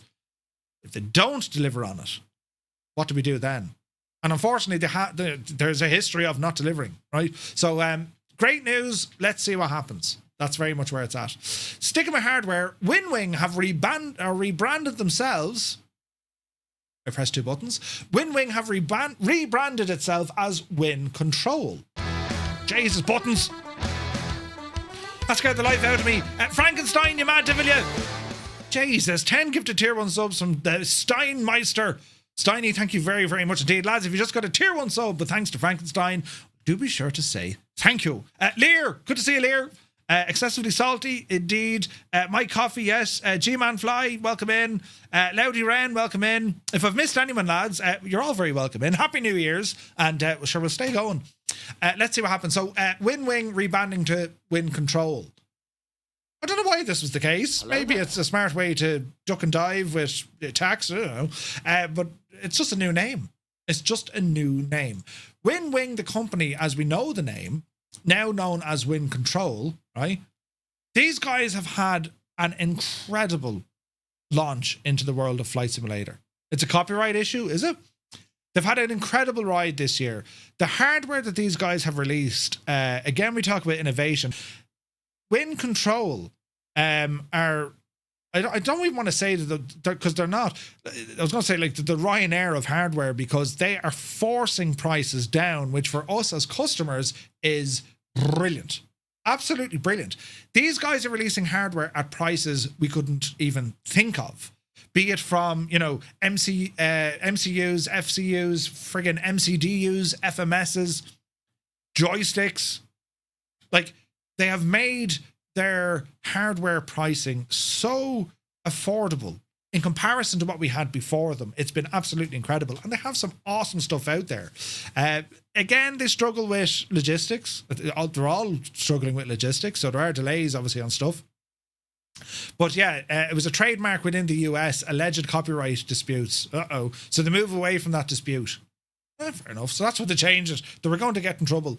But I will say, Wind Control, WinWing, we all know who the company is. They're doing incredible things in flight sim. Like, show of hands, one's in chat if you own something from Wind Control. One's in chat. And let's just see how many people actually own Wind Control hardware, even on our stream, to give us an idea. Right? It goes like, these guys are smashing it. They're making great hardware. And like, to be fair, I haven't really heard of anything disastrous in terms of quality control, their support, or things breaking, right? Seems to be very, very good. And anyone who's using the equipment, I'm sure they're happy with it, you know?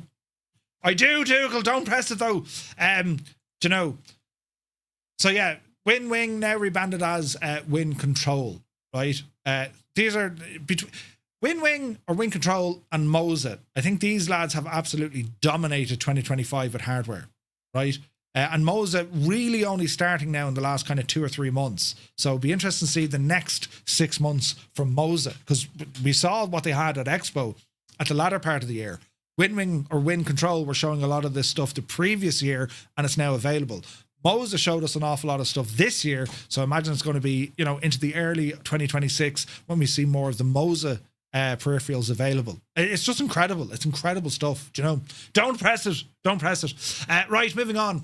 This was an awesome insight, and I had to sit down when I watched it. Aviation lads, they made a great video here for Skylarky. So Skylarky build simulators, right? And there's a video here that runs on for a bit, but you gotta see some of the stuff they build, man. I mean, you know, you look at what's possible now in the world. Now, yeah, it is pricey, right? I mean, you're not, you know, you'd buy a car for what you buy one of these, but it's a great insight into this, into the company. Last time I saw something like this, it was for Virtual Fly, right? Who I think were based in Spain, right? So it gives us a story of, well, how do they build it? Where do they come from? The impact on the company, and what does the future look like? And like, to see these sort of simulators in action, the realism, just how friggin' awesome they look. Skylarky, I mean, they make some beautiful hardware. Like, it has to be said, it's like anyone who wants Airbus are looking at this going, one please, we'll sell the car, sell off the inheritance, and one of these, please. I think the price for this was like 30 grand more, maybe 30 or 40 grand for this full setup. But mother of, like, this is what you get in the aircraft. Skylarky brought these to FS Expo, and I think they had them in FS Weekend as well. It's like, mother of all, look at the state of this. It is incredible stuff. And the video from Aviation Lads goes into, you know, how they build it, their concept, manufacturing, the quality and assembly, all that kind of stuff. And then when you see the cockpit fully fledged, up and running in a simulator, I mean, come on, lads, it's unbelievable, isn't it? Time to sell the Skoda. Should I get 100 grand for that? Who has 105? 105, 105, 110, 110 grand? Skoda, brilliant. But look at this, man. Isn't this just like, yes, one please. So, yeah, look under the center console for Boeing serial numbers. Uh-oh. It looks incredible, doesn't it? If you get a chance at like a Flight Sim Expo to get your hands on this, get your hands on it, because it's really, really good, you know? So, yeah. Not for everyone, but maybe some people can say, yeah, we want this. And then you take your Skylarky and you put it on a motion platform. Now, I'm just saying, right? Would that be 100,000 yen by chance? Yeah, could be, could be. Do they actually give you the price here? I think it was about 30 grand for that.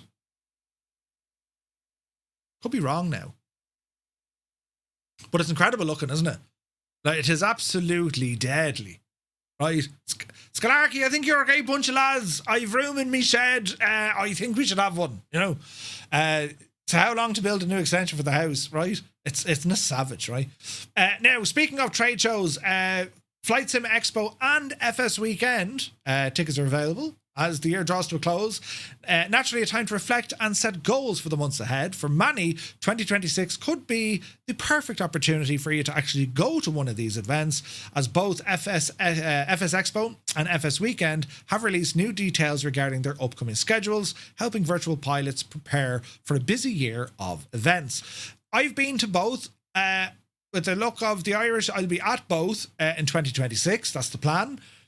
If you've never gone to one and you're in a position that you can, be it in Europe or in the United States, I cannot recommend these enough. These events are incredible. You get to meet the developers, you meet the hardware guys, and you meet fellow simmers. You meet community people. It is an incredible experience. So if you're thinking about it, just go. If you can go, go. It's well worth it. With FS Weekend, they keep things quite static. They're at Lelystad, at the Aviodrome. With Flight Sim Expo, they're moving around the country, which is great because it means you can visit somewhere interesting. So this year, of course, is in Minneapolis, St. Paul. And of course, or you can go to the Netherlands, and that's going to be in Lelystad. They're just incredible events. They're brilliant crack. Getting to see, as I said, the developers, looking at all the hardware. You can try before you buy. You can ask them questions about it. They also have a lot of kind of toolbox sessions teaching. I know XPlane Laminar, they were teaching folks how to make aircraft and how to build different things. And you can really just get in front of developers. And of course, the biggest thing then is the social side. People talking about aviation and flight sim, and it's absolutely incredible. And everyone goes for the same reasons, just to hang out. It's a very safe environment. It is brilliant. So check out both FS Expo and FS Weekend. Absolutely incredible events, lads. They really are. Bert, good to see you, buddy. Happy New Year, man. Hope you're well. And the pints also absolutely great crack as well. So all the major developers are going to be there. So FS Weekend between March 21st and 22nd. FS Expo between June 12th and 14th. So yeah, just brilliant. Now we're nearly there. Aviastorm have partnered with Heatblur for the upcoming DCS Tornado. The latest winter sale newsletter, Aviastorm have revealed their upcoming DCS Tornado module will be powered by Heatblur Simulations, their Anvil technology. The agreement grants Aviastorm to access the component-based simulation framework used in aircraft such as the F4 Phantom, as well as the Jester Weapons System Officer system. Aviastorm, which first announced DCS Tornado back in September 2022, states that leveraging this technology is intended to ensure high standards and advance the development schedule.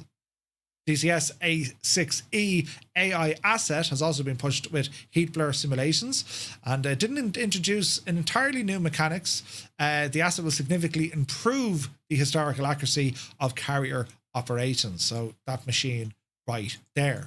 As for the Tonka, just machine, right? Machine. Any chance there's a salty 7.4 for 2024? Leonardo, I don't think so, buddy. I don't think so. So DCS getting some love there. Finally then with X-Plane, X-Craft posted a development update for their ERJ family. X-Crafts, these are brilliant in X-Plane. The X-Craft family will not be released in 2025. The company has chosen to prioritize quality over meeting the deadlines, and they said, look, we're going to push it out into early 2026 as they're still working away on the ERJ aircraft. Massive changes here. Marco, founder of X-Craft, state that all the systems, including flight controls and an authentic FMS with holding patterns, have been implemented. And it's not even this. When people look at these screens, to the uninitiated of the ERJ, these are now properly coded all the way down to the font and the layout of where everything is. These are getting to be extremely deep simulations of the Embraer aircraft. So great to see. Other things, Air Comms, a new on-screen interface designed to assist you in flying the aircraft. It will feature interactive tutorials offering tips on when to perform specific actions and provide warnings if certain tasks are overlooked. Air Comms looks to be aimed at users who are less familiar with the ERJ family, helping them quickly to get up to speed. That's pretty cool. Bert says, X-Plane looks pretty crap compared to Microsoft Flight Sim. Visually, there's going to be differences. I wouldn't say crap. You know, it's visually they're depending on the environmental setup and so on. Yeah, there's a bit of daylight between them. However, XPlane had always kind of leaned into the depth of system simulation. In saying that, XPlane is getting a lot of the visuals pumped into it. Like XPlane 12 is a gorgeous simulator. It's a beautiful sim. But of course, Microsoft trumps it on the visuals. They just do. Like it's at a different level. But XPlane, especially with its lighting and atmospheric scattering and all this, incredible stuff. And considering, you know, Laminar Research is a team of like 40, maybe 50 people, Microsoft have what? Hundreds working on. It's an achievement, right? So anyway, great to see this stuff coming from Xcrafts. They're an awesome developer. Last bit here then, Level Up releasing their 73NG series version 2 stage 1 update for XPlane. After the long wait, Level Up have finally released the update to the 737NG series. And why I say NG series, get a load of this. The new update brings new FMOD sounds, 8K exterior textures, and new models, remodeled cabin interior, as well as the newest ZiboMod systems into the fray. But the exterior and interior have received big upgrades, with higher poly counts on the exterior. 8K textures that are there. Look at the detailing on this, right?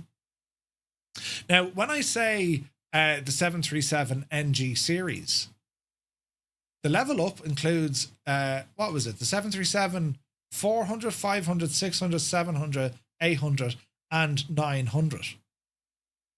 And did I mention it's free? Free, right? So, like, this is a huge deal for flight simulation as a genre, right? Over in XPlane, I mean, the ZiboMod is incredible. What Level Up are doing, they seem to be bringing it a step further, particularly with all the different variants of the 737. Oh yeah, it's class. It is class, right? Adding in new systems, all the new improvements. So sorry, it's a 600, 700, 800, and a 900, right? It would be. I'd nearly say it, but like I would put this very, very close to PMDG, very close. You know what I mean?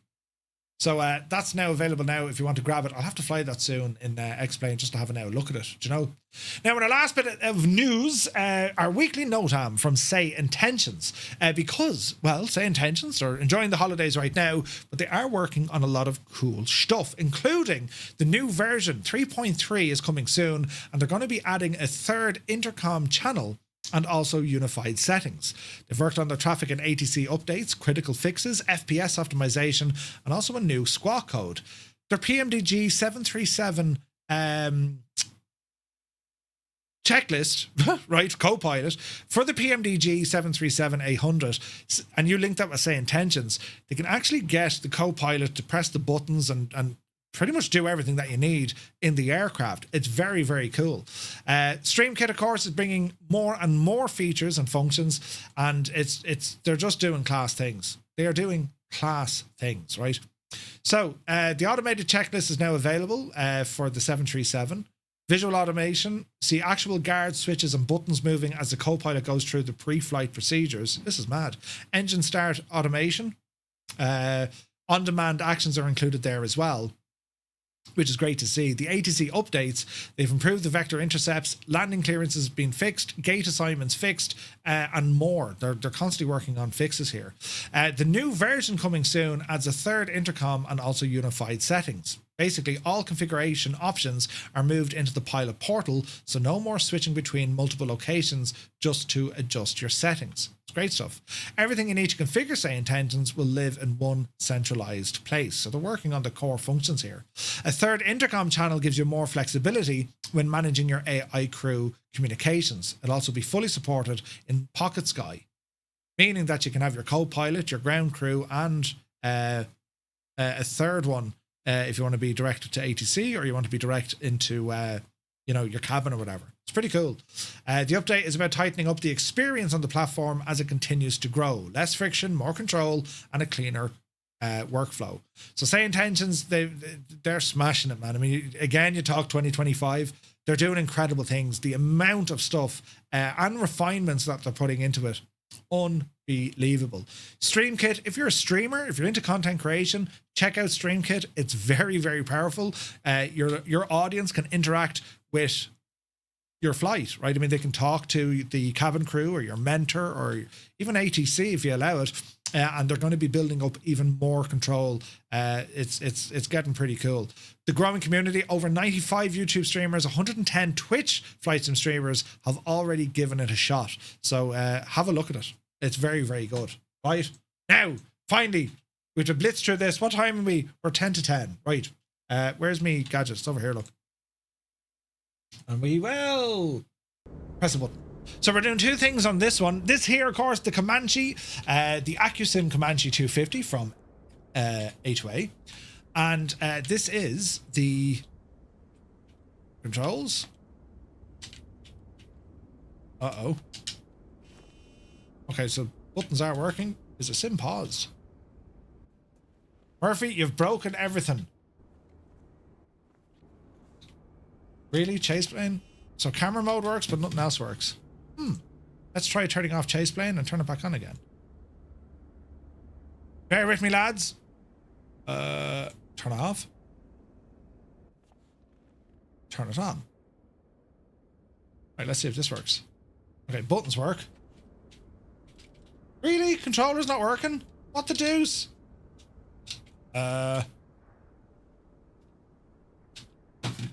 Camera rotation, right? She's thinking about it. This is so strange. Why is this working or not working? Let's restart the flight just in case. Me little controls aren't working. But yeah, didn't take me long to break something, did it? Anyway, what we're going to look at here, of course, is the updated AcuSim Comanche. I put the car in swinger, baby. Jesus, there's buttons.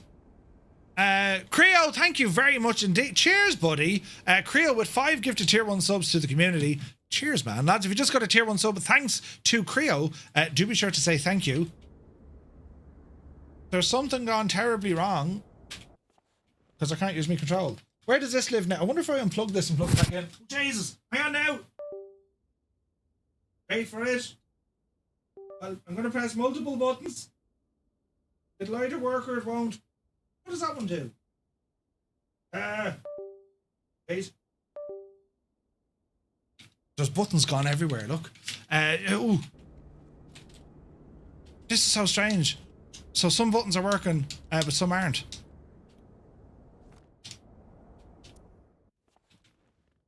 Chaseplane doesn't appear to be working right. That's very, very interesting. Okay, what about now? Really? Why isn't me gear working? I need to find where this is plugged into. Because I wonder if I reset it, will it work? Hang on, lads. Uno momento. I need the one that says controller. Why don't I label stuff? Can I get a refund? No, shag off. Yes. Yes, yes, yes. I've unplugged something here and I can't find it. Imagine if I broke. Imagine if I broke it. Imagine if I broke it. Jesus, might have hit me telly. Did that work? After all we work, did it work? No, the whole shagging thing is broken now. Oh wait, hang on.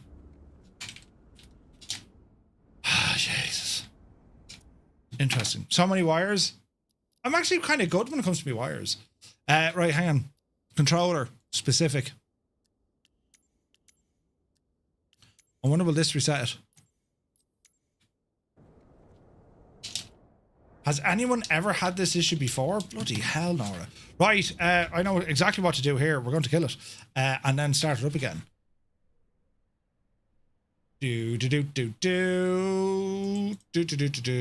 End it. Close it. Open it. Launch it. Interesting. There's fireworks going off outside. You hear them? They're getting ahead of themselves. Where is this now? So many wires. Yeah, it's a disaster. Got my first CTD in ages. Ooh, what were you using, Mr. Minimite? USB. I don't think it was USB. It was working fine earlier. It's I I'm going to blame Chaseplane because I'm able to, the controller is working because I was able to interact with the aircraft.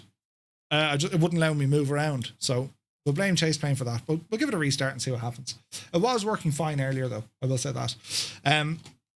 So what we have here, basically with the A2A Comanche, effectively what we have, lads, the update, which isn't a required update, it's only if you want it. You can add in things like the G5 from Asobo, which are nice if you want them. Or, you know, if you prefer your Steam gauge, go with your Steam gauge. But they also have included the, the default or the new Microsoft Flight Sim 2024 walk around mode. Now, how many people actually use the walk around mode? Which is a question, you know. Because I love the idea of it, but the implementation, I think, is just a little bit rough around the edges. And what I mean by that is it's the lack of some basic fundamental controls, right? And what I mean by that is there's no zoom function.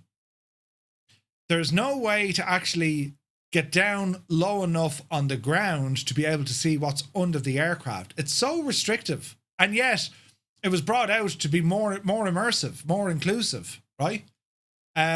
So even, moving around the aircraft, the idea that you can actually get out and press things and, it's great for like large aircraft, but for general aviation, it's a nuisance. You can't get under the aircraft, First person is great to walk around in Avatar mode. Don't get me wrong, that's great, exploring the world and just walking around. But I think what the issue is, and we'll see it here with the Comanche, their previous tablet use of go from here's one station, here's one station, here's one station, with them actually setting up a dedicated camera showing you exactly where it is you want to be. We don't have that now by using the native walk around mode. It works-ish, but not great, I go straight to cockpit. Yeah. Don't use it at all. Love walk around. Yeah, love walk around. Do use walk around mode. Kubi, good to see you, buddy. Too clunky, says Mr. Minimite. It's cool once in a while, but it's clunky. Yeah. Like, I mean, you can slow down the speeds and stuff, which is handy, right? And I do like the feature because, I mean, look, people, we don't like it, and yet they're looking for realism. Well, you have to walk around your aircraft before you fly it. That's real. You know what I mean? Removing the tie downs, chocks, engine covers, pitot covers, and whatnot. But I just think it needs a bit of work. I'd love to see the walk around mode get a bit of work. A zoom function would be very important, I think. I'm not sure, is there anything a developer can do? I mean, the aircraft, maybe it's not a physical aircraft and you can actually walk to where it is you need to get to, but that's going to look weird. You know what I mean? I just set up a button on the Stream Deck to go directly into the cockpit. Yeah. The maker for the tablet to allow you to take the covers tie downs. Yeah. Chaseplane gives you zoom. Does it give you zoom in the walk around though? I don't think it does. I was trying it earlier on, Al, and it just didn't seem to want to work,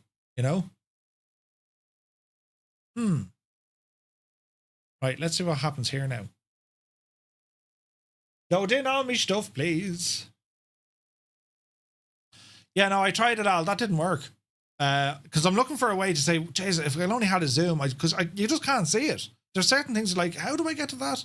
And then you're faffing around trying to get the right angles. And I think for me, especially with the Comanche, I think the older walk around system that A2A built themselves, much better. Way much better. Because at least you can see exactly what it is you're supposed to be looking at. You know what I mean?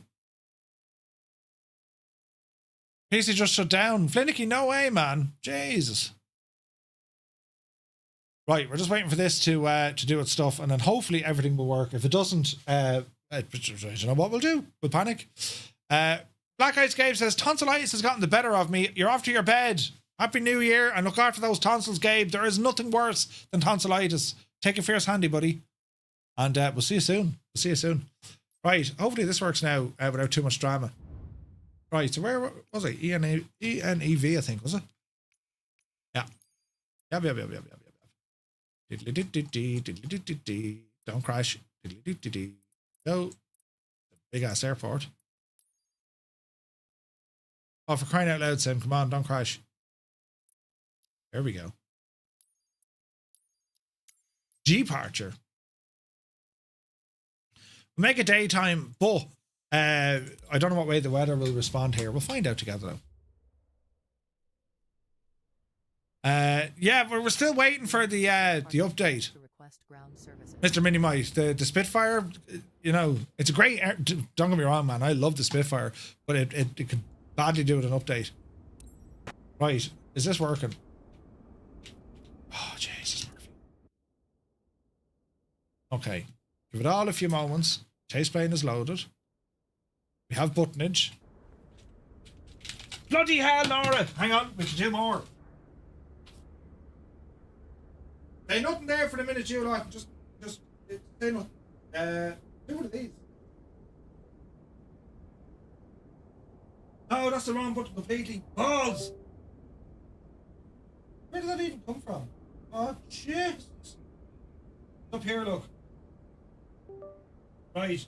Give that a minute to come back alive. I've shagged it. Where does this one go?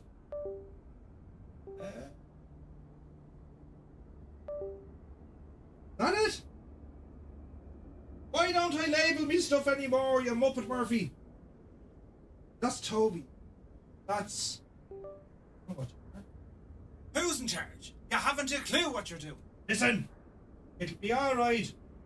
That says joystick, so that's not it. Jesus, where is this plugged into? Who's in charge? No. No.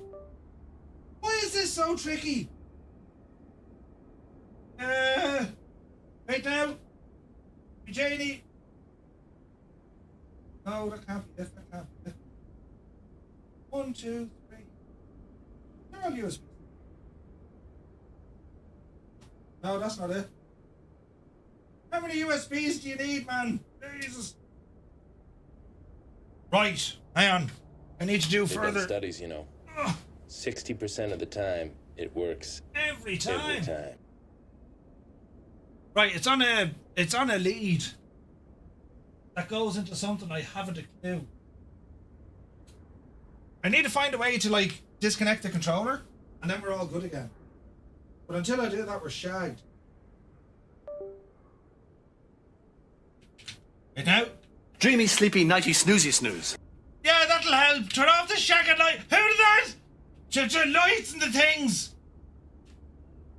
This is so strange. Some of my buttons are working and some aren't. This is absolutely hilarious. See? Screenshot button works. The pause button friggin' works. Ah, Jesus, lads. Oh my God, bashing my elbow. Did you hear it? Right. Have we another way of doing this? We do. Controls. Let's try it this way, lads. Right? Let's try it this way. Ooh.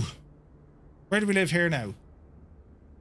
Sound? No. Where's the game control or device? Are we in here? USB. Xbox peripherals. Xbox gaming device. Disable? Yeah, go on.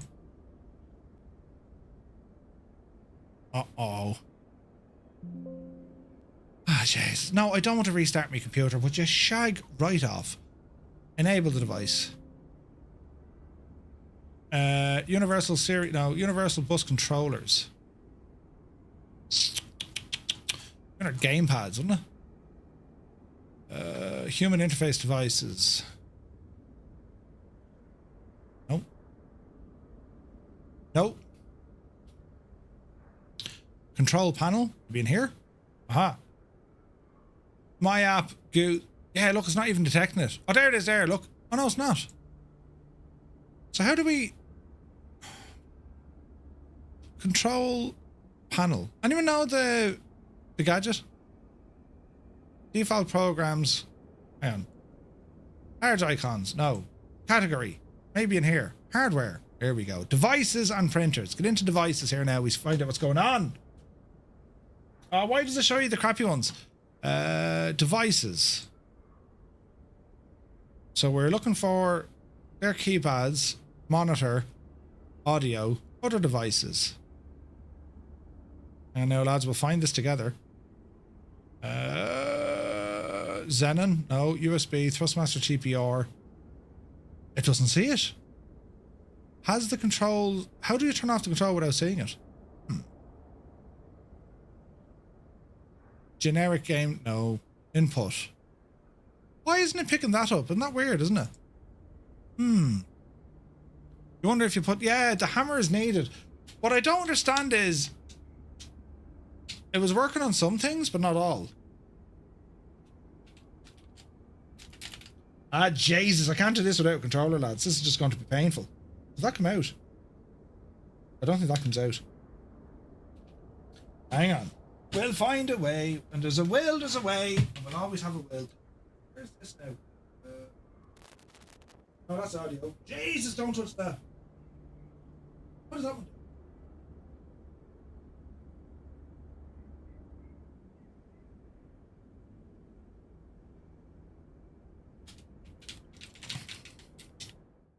Sometimes my genius...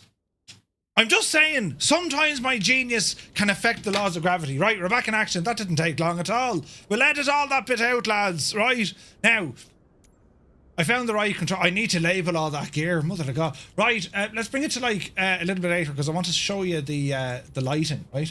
So, jeez, brilliant. Here we go now. Can I get a refund? No, you can. There's no refunds available. Not a hope, and that's the end of that. So finally, after a delay of seconds, right? It's not the plane, it's the pilot. I've lost other bits of hardware now as well, but we're not going to worry about it. What do we want to do here now? Yes, so the machine, right? Settings. Due up to full patch there now, Betsy. So. In terms of the visuals, very much to what we're used to, right? Very, very much of what we're used to, especially from the exterior. It does look a little bit sharper to my eyes, right? And it is a beautiful aircraft. Like the Comanche is like it was just a gorgeous, gorgeous airplane. They've also included a new livery, from what you can see, but it's always been a stunning aircraft, right? So what we're looking at in the inside, well, what are the changes to this machine, right? Well, let's go in and have a look at them. So first and foremost, we'll go in and open up our little tablet. And from here, it's now built into the default sim tablet or EFB, which, you know, it's grand. So if we go into here, we have a couple of new options, look, right? So first and foremost, aircraft information, checklists, all that kind of stuff is here, which is great. But we have some new options when it comes to our controls. So for example, we can see that we have, the jacks are there. Cabin vent, headphones, pitot covers, all the usual stuff. But they've changed things here when it comes to the electrical panel. So we actually have our mags left and right, or both. So that's a nice quality of life feature. We also have a starter button, which we can do directly from the tablet. That's always been there. You can tow the aircraft, right? Lights are all there. Engine heater if you need it. Autopilot modes if you need them. And then we have our options, including that of if we wanted a set of G5s. And you can see them appear just on our dashboard here, right? So we've G5s if you want them. We also have visible passengers in the cabin if we want them as well, if we go into our weight and balance. So they're all new, right? They're all new features. And of course, yes, we have our no GPS. You can go to 530, a 430, a 750, dual 750 and a 650, or you can go with the new ENEV equipment, which is the Narco NS 800. So we've new avionics here to play with as well. Next up, we'll pop it into our 750. Fuel and payload, everything appears to be pretty much as it was, right? And then we have the airframe, and from here, what we're used to, we have, you know, the stabilator gaps, wing gap seals, tip tanks if you want them on or off, the same propeller options, Macaulay or an MT. You have this new one here though about clean the bugs off the screen or indeed wash your plane. So your aircraft will accumulate dirt over time. So you can wash the plane and it brings it all up to a new shiny, gorgeous, happy days. That's a nice feature that they've added in, right? Great feature that they've added in. So what else do we have here now? Aircraft type, you know, you can overhaul it. Is it used? Is it for auction? All the usual stuff that we've seen. The engine is now changed slightly. They've added this new set idle. Think of this as like a choke, right? So if your idle power is almost causing engine cutout, you can actually, you can adjust that with a new slider. And of course, we have our different oil grades, spark plugs, and all the jazz are in there as well. Engine analyzer does what it's supposed to do. And of course, then we have our electrical systems, which is pretty cool. All right. So we've seen some nice changes here. Now, if we were to, I'll turn on those G5s so you know what we're talking about. We'll put in the G5s, right? And we'll also go off and do a walk around. Because here's the crack now when it comes to a walk around. So we're in our walk around mode, right? And we can bring up the tablet. And from in here, this is where we start targeting what our walk around is going to be about. So we now go into our flight, into checklist, and before engine start. And this is where we're going to follow what we're doing, right? Which is grand. The problem I have with this, right? You're not too bad if you're going up to the likes of the flaps, right? I suppose we need to extend these. Remove the control lock and open our fuel tanks. Right, now we continue. So this is all grand for like manipulating your walk around stuff, right? You know, we can slowly move the ailerons. You can see everything moving inside in the cockpit. Great, brilliant. This is where the thing starts getting tricky, right? So yes, we can maneuver over to our tip tank, right? And open up that. We can't zoom in, so we got to walk right up to it. Fair enough. And to see, you know, can we actually look in to see the fuel? Because if I duck down, I can't see into it. You see where this is going, right? So we'll close that. I now can't see the fuel in the tip tank. There's no way to look at it. All right, we'll get under it. And okay, well, the fuel strainer, when we click on it, it's there. So we're not too bad at that fuel strainer, right? To test. Come along here now. How do we get down to, close the door.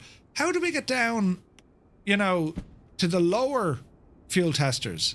Just like, you can't see it. Physically, there is no way to see what you're looking at. You kind of have to do guesswork and say, well, there's the flap handle, and sure, here's my little fuel tester. Get rid of that, and then close the flap again. You know what I mean? So there's no way to actually see the stuff. If we wanted to have a look at the fuel, again, we can. This is how close we can get to looking in at the fuel. And I've no way to zoom in. I can't see that. Now we can say, right, okay, well, do we get up in the wing? Okay, we'll get up in the wing. And then we'll walk over. That's a pain in the ass. Like, do you know what I mean? So, it's nothing that A2A can do, I don't think. But to me, they've made the thing just... That's awkward. I think the original A2A way of the camera physically moving you to the correct location, that, and, you know, you can go in and do it, that was better than this. It's nice that you can move around, but I just think the native walk-around mode in Flight Sim, it's too restrictive. You can stand or you can crouch. That's it. You know what I mean? You can't zoom in. You can't get a proper look, or that's just my thinking on it, you know? Use the head track and work around. It doesn't work. Or if it does work, you still can't get in. You can't zoom in. You know what I mean? So if Toby, I can't get mine to work in walk around mode, but if it does work for you, you still can't zoom in. You know, you're on top of your telly. Do you know what I mean? So it's good, but I think it's a step back from what A2A had originally by being able to select the next station, because you were able to check on all of the critical components.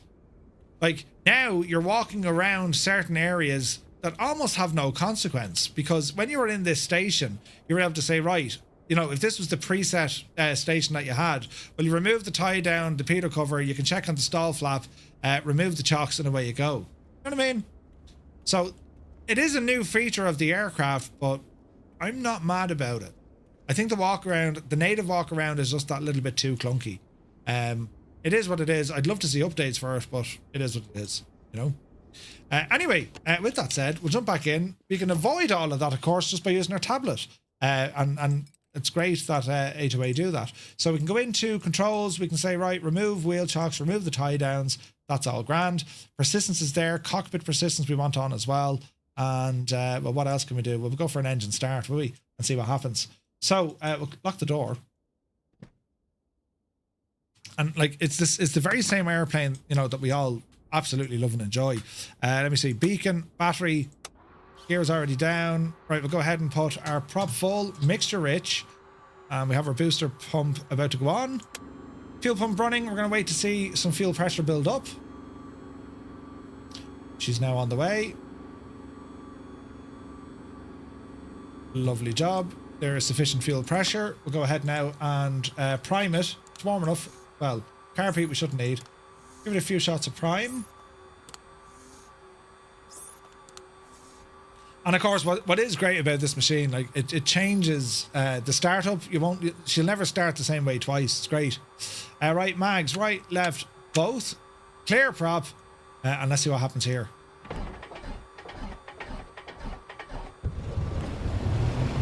All right.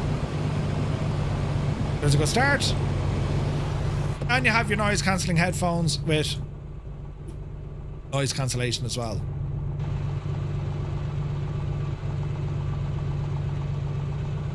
Engine's running a little bit rough. Right, go ahead, get avionics on. You'll see these new beautiful screens come to life. And here's the default Asobo G5s. And these are quite good. I mean, we can really get in and mess around with these. We use it as a primary flight display. We can also do stuff over here. Heading mode. So it's a nice addition that we have it. You know what I mean? Hey, Jefferson is here. Good to see you, buddy. Happy New Year to you, my man. Hope you're well. So the update to the Comanche, I think is brilliant. And again, having these additional avionics options, and there's our GPS S modes that we can throw in there as well, and have all these systems. They've done a great update here. And I suppose what I like most about it, it's not a required update, right? If you want to keep your Comanche as you currently have it, well, great. Or if you want to go an upgrade, well, you can upgrade. So a nice touch from A2A, I think. Do you know? Plus, getting to learn this thing is going to be fun. Transfer DME, VOR, ENEV, check data. Yeah, that's going to. I need to go off and study how to use this one.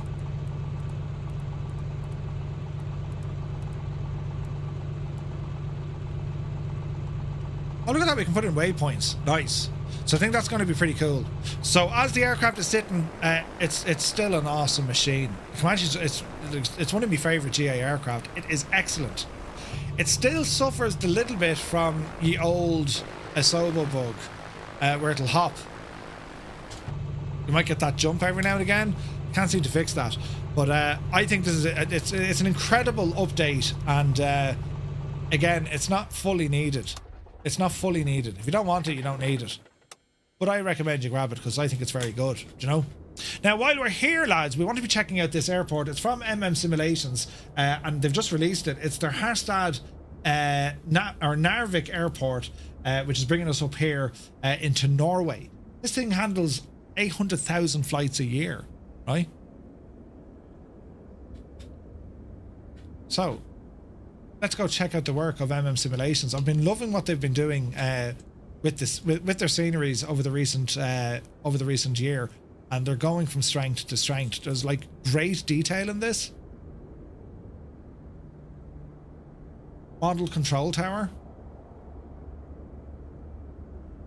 This airport itself, it's shared civilian and military. So we have the military spot down over there, right? And you can see the stuff here.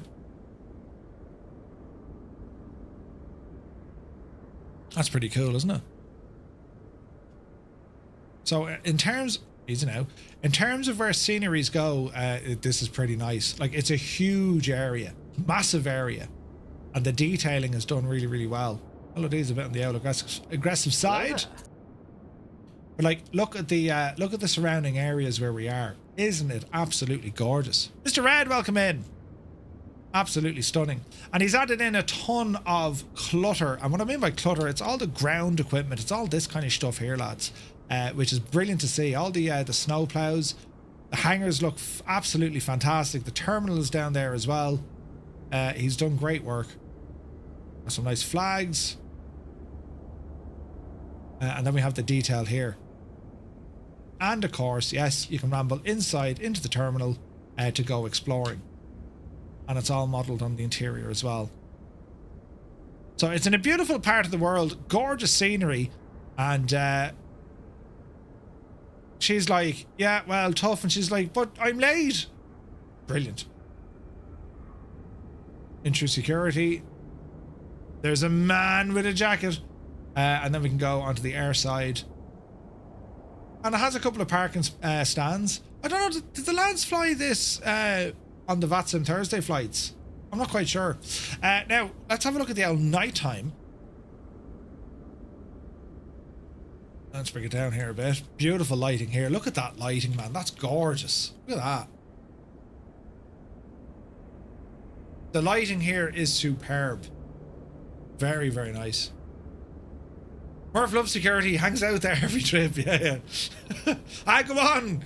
Search me again, will you? Yeah, the lighting here is superb. Can we demo the snow? Sure we can. We'll go to live time. Oh, that's the wrong one. We'll go to live time and weather. Roy, how's that? Because there should be snow on the ground. Live time. And we'll go back to daylight, which there won't be much, of course. Oh, look at that for a shot. Jesus, look at that. So yeah, so with the snow, you can see it there in the roofs. You can see it on top of cars. Yeah, it's the surface is done quite well.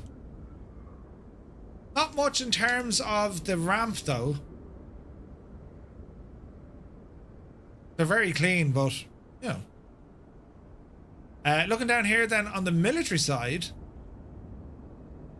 and these are start locations as well, so if you want to be flying, there's a glitch. If you want to be flying, need to let them know about that.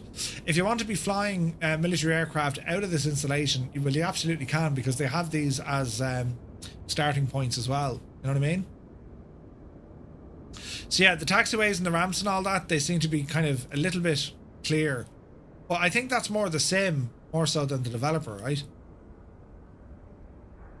It's a gorgeous, I mean, look at the scenery around us, look, isn't it? It's superb. It's friggin' gorgeous. But yeah, definitely a couple of issues. I'll get onto Simulations because there's buildings protruding some rocks and stuff. But snow coverage works. I mean, it's, you know, you can see it. Not out of the ground. Military ramp, so on and so forth. So very, very nice indeed from Simulations. So we're going to come back and go on to our last thing for the night. We're going to go into the Leonardo. What are you, an MD-80? Let's have a look. Let's have a look. MD-82 we'll jump into. Right. And from here, we're also going to jump into Newcastle, because RW profiles have up. Jesus, what's Newcastle? Echo Golf. November Echo, is it? What's Newcastle again, lads? ICAO code? EGNT. Ah. Newcastle. Newcastle we go. We'll spawn in here, I suppose. And we'll bring it back to daylight. I don't know what the weather's like in Newcastle today, but sure, we'll load in and see what happens to me. Richie Evans at your home airport. Nice. So, yeah, we learned about the update from RW Profiles about this, and which there was an upgrade path. If you bought the scenery by a certain date, it was for free. If you got it before a certain date, there was a small price to be paid for the upgrade, I think. So, if you bought it, if you got the 2020 version before, you can upgrade for free December 15th, or if you get it after, which doesn't make sense. If you got it after December 15th, it's like, it's £2. It was a £2 update. But basically what he's done, he's built the entire scenery from ground up once again, using all brand new assets and textures and all the jazz, right? I'm just going to change the weather here just to make it look a little bit nicer. And we want to get, just to have a look at the aircraft, right? So here we are with this, the Maddog. So we'll go over and play with some of the new 2024 features. no sounds, unfortunately, for the old ladder coming out. And they spoke about textures. We'll get into the textures here now at a moment. So, nice animations with the stairs. Go ahead and get the door open. I don't think there's a way to actually climb up the stairs. I could be wrong.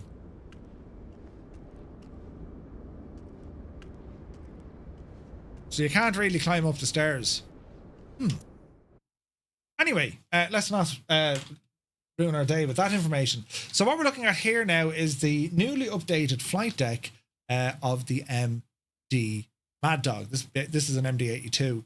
And I want to make sure we're nice and bright here. I don't want it to be dark because the textures are pretty good.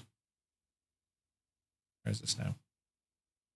That'll give you an idea just to get, you know, with the shadows and whatnot.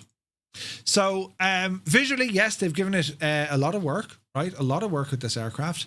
Everything looking a lot sharper, a lot crisper, but not everything. There's a couple of things I found to say, well, hang on, lads, you didn't exactly change the textures here, for example. That's still very much kind of P3D-ish, isn't it? On the throttle, see that? It's like, wait, right? The same then over here on our flaps. It's like, wait, what? Right? But by and large, the vast majority of it has received some really, really nice texture upgrades. You know what I mean? So it's using slightly different software in the background, right? Let's turn this on. Where will I find this now? So do you remember the old load manager? They got rid of that. So they have their new one, right? Fly the Maddog manager, right? So let's have a look here. So you can see your livery manager is all controlled from within here, right? That's where you can add your liveries to whatever variant. And it's important to note, you get all the variants with this. Your settings, you have a ton of settings in here. This is where you can connect to all your different, all your options inside. If you want SimBrief to work, how you connect your CPDLC, push over if you use it, SimBrief, it's all there. So this is the new menu system and it's done very, very well. And you can set it for either 2020 or 24. All right. So that's what that does, which is good to see. So what we have here, of course, is the tablet. This should be familiar, right? So the doors are open. We open them. We'll turn on the GPU. It has native GSX integration, right? So, and we can, you know, you can do what we used to always be able to do in terms of opening up the radar, engine cowling, and so on. And then we have all our options here when it comes to the aircraft, including being able to change our FMSs to the Canadian PMS design. You know what I mean? The difference, as MuseFan, between Leonardo and PMDG is that they gave people the option of just using the 2020 variant for free. PMDG forced people to pay if they want to fly the 7.3 in 2024. Yeah, that's a very good point, Muse. Yeah, that's a very good point. Like, to be fair to Leonardo, they did say, fly your 2020 version, we'll let you hang on to that. You know, no worries at all, right? So Navigraph integration works. I find, for whatever reason, it's not picking up my flight plans. SimBrief integration. I don't know what I'm doing wrong. I cannot get that feature to work. It's wrecking me head. But apart from that, everything that we know of the MD-80s, so battery, on and lock. Oh, on and lock. There we go. Mind your ears. Autopilot. Autopilot. This is a pretty cool aircraft. With all the sounds, bells and whistles that it does, it's very, very good, right? Nav charts are bugged. Well, the charts are working. I can't get SimBrief working, which is unfortunate. You know what I mean? But just get a couple of more lights turned on here. Again, if you're looking at some of the textures, some of them have been really, really updated and they're looking class. Some of them, they've kind of left them. You see, like, the edges along here, like that's... right? So when they say they've done everything completely rebuilt, but they haven't really. They've done a lot, but they haven't done them all. There's some areas that are still lacking, but the good news is there's not many of them. You know, there isn't many of them, right? We can also explore the cabin here now, because this is an area they really have worked on, and it is that of the cabin. Plus, we can control the cabin with its lighting and all this jazz over here, look. So this is all really nice additions that Leonardo have added into the aircraft. Nice touch, right? And the seats look way better. Like, there's a lot more detail gone into them. You know what I mean?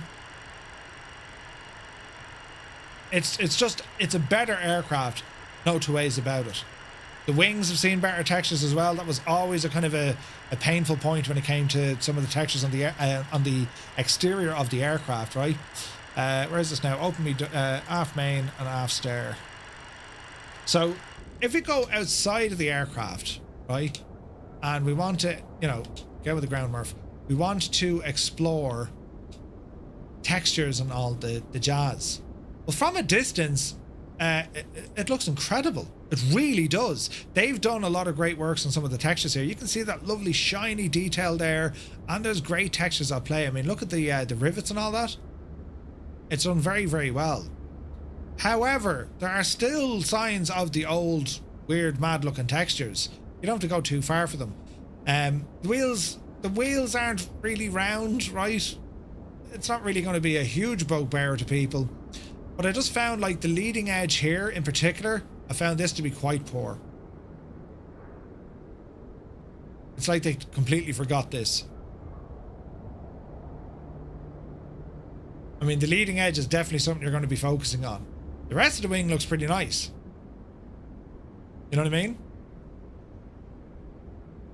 Especially back here when you look at the rivets. Well, here. Right? So there's some areas, yes, they look way better. Other areas, not so much. So it's just kind of a bit of feedback, but like, this thing has been marketed as a visual upgrade. And whilst it does have a visual upgrade, it's still carrying a lot of the old native textures. They've just managed to wrap them up in a bit more PBR. It's like they've applied a layer of, you know, resolution on top of their older stuff.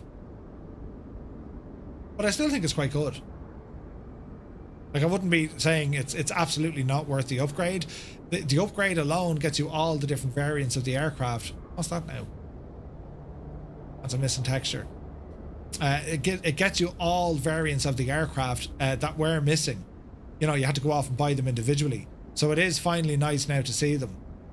Not that you'd be spending considerable time here at the back of the aircraft, but like that, they're old textures. Like, that's just, you know, that's friggin' FSX stuff. You know what I mean? But they're hard to, you know, they're not as easy to find, if you like. And there's a lot of detail. This puzzling.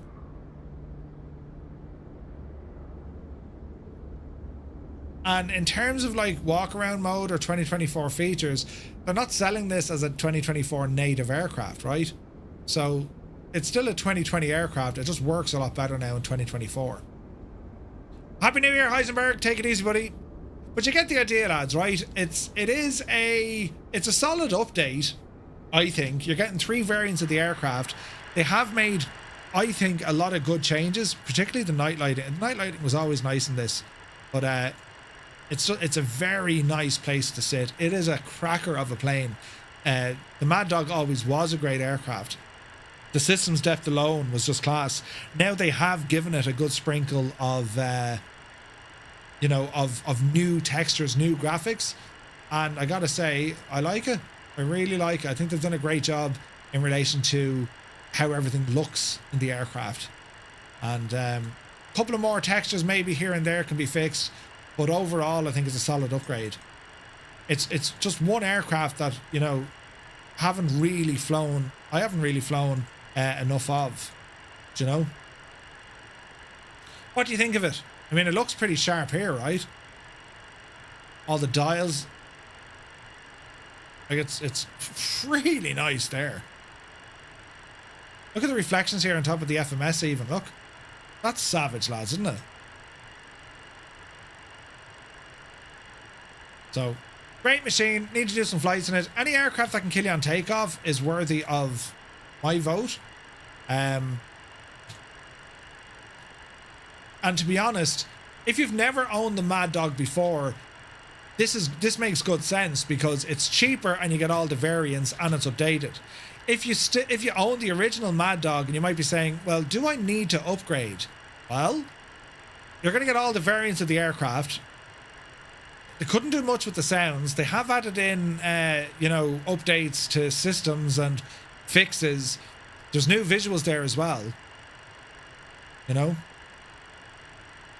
When are we taking this out on VATSIM? Yeah, a bit of time is needed to. I will take it out on VATSIM, but just a bit of time is needed to get accustomed and reacquainted with the aircraft. You know what I mean? But while we're here, I just wanted to show you briefly, lads, just before we go, of the updated Newcastle, because as I said, everything's been upgraded, all the visuals, all the textures, and it's using all the new LOD stuff. And I gotta say, it's absolutely gorgeous. This is, to me, this is RW Profile's best scenery ever. This is incredible. I just think he's done incredible work here, and the detail he went into, it is staggering. It really is. And now that we have, you know, the new LOD capabilities of Flight Sim 2024, he can load in way more assets without having, you know, serious issues on performance. The performance is now much better. This is the 2024 native version of Newcastle from RW Profiles. I mean, look at the detail, look. I mean, he's got packets of giant Watsits, right? This is an excellent scenery, and the detail put into it is just stunning. Absolutely stunning. And again, we come on down here. The only thing it's missing is sounds, to be honest. But isn't that impressive? This is brilliant. It was brilliant in 2020, and now with the upgraded version for 2024, it's better. Absolutely better. Like, the amount of work he did on this is like staggering, isn't it? But it's photoreal. Like, it really is. It's photoreal. Even outside. Isn't it class? So this is Newcastle Airport from RW Profiles, and it is, I mean, what you see, performance and everything, it's brilliant. And in 2024, the native variant now of 2024, everything's that little bit sharper, that little bit more responsive, and just that little bit more depth to what everything is. Everything sharp, look. It's class. Absolutely class. What else do we have here? There's tons of detail that he went into. Trees. I'm looking for Skodas. It's just, like, even the hotels, like, look at the detail, lads. It's frightening, isn't it? It's absolutely class. And of course, you have the control tower there as well. If the general aviation side of the house, way out the road over here. Jeez, look at even, did he do the railway? Look, he did the train tracks, look.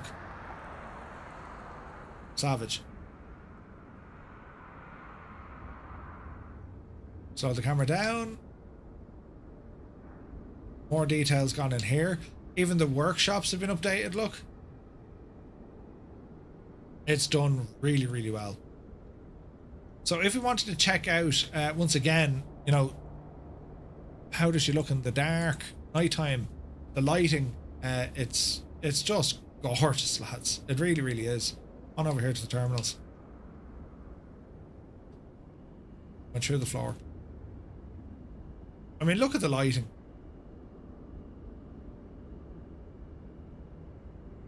Check the taxi rank. There should be a Skoda there.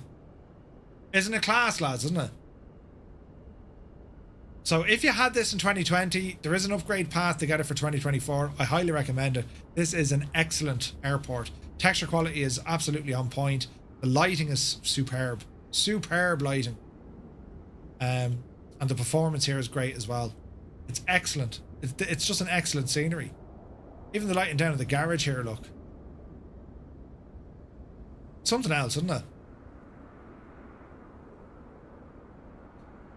So there we have it. Newcastle, the airport. Oh, there's a Skoda. I found a Skoda. Look, Jesus. Oh no, it's a Mercedes. Oh no, I thought it was a Skoda. Anyway, you can see what the crack is. So, lads, that's going to call it for this evening. A massive thank you for everyone for tuning in. I had to faff around trying to get me controller to work, but we got there in the end. We checked out the 2024 native Comanche, the Leonardo Maddog 20th anniversary, Narvik Airport, or Narvik. Was it Narvik or Narvik? Narvik Harstad Airport from Simulations, and this the updated RW Newcastle. Absolutely fantastic. So what we're going to do now, lads, we're going to raid on over to Alison Johnson, who's flying for New Year's Eve. But I'd like to take this opportunity to thank you all so very, very much indeed for tuning in. Have the happiest of New Year's. Celebrations due to kick off in Ireland in about an hour and 20 minutes or so. But lads, just a massive thank you for all the support over the last 12 months. It's been absolutely insane, and I thank you all so very, very much. So stay safe, have fun this evening, or if you're in that time zone, it's the day after, on the couch with you. We'll be back tomorrow morning at 11 o'clock Zulu. That's 1100 Zulu time in roughly 12 hours time. And unless of course I have a headache, we're going to be doing some Navigraph Academy, and then we have our VATSIM Thursday flight tomorrow night. So lads, from my family to yours, Happy New Year. Thank you all so very, very much indeed. And as I said, stand by for the raid. We'll head her on over to Ali and say hello. So until next year, see you soon.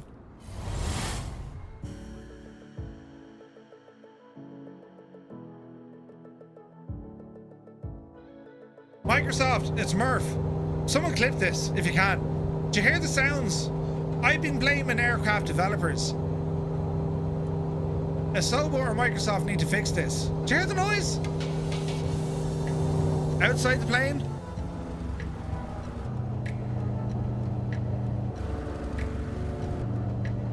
You need to fix that, lads. It's the... Straight away. Do you like me, Podge and Raj? You ever see Podge and Raj, did you? With all me own teeth. That's the back of me sack. Jesus, I didn't think you'd say that. Right, anyway, that's enough of them. Right, we'll get into it anyway, will we? Come on over here with lads are over there, so we'll have to do a bit of a chicane here. Mother of Jesus! Give out! What the hell?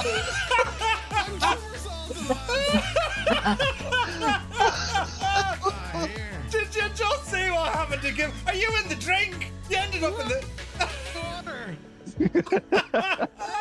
This is possible. Did you just see what? There's I'm upside down in the water. I had a terrible accident.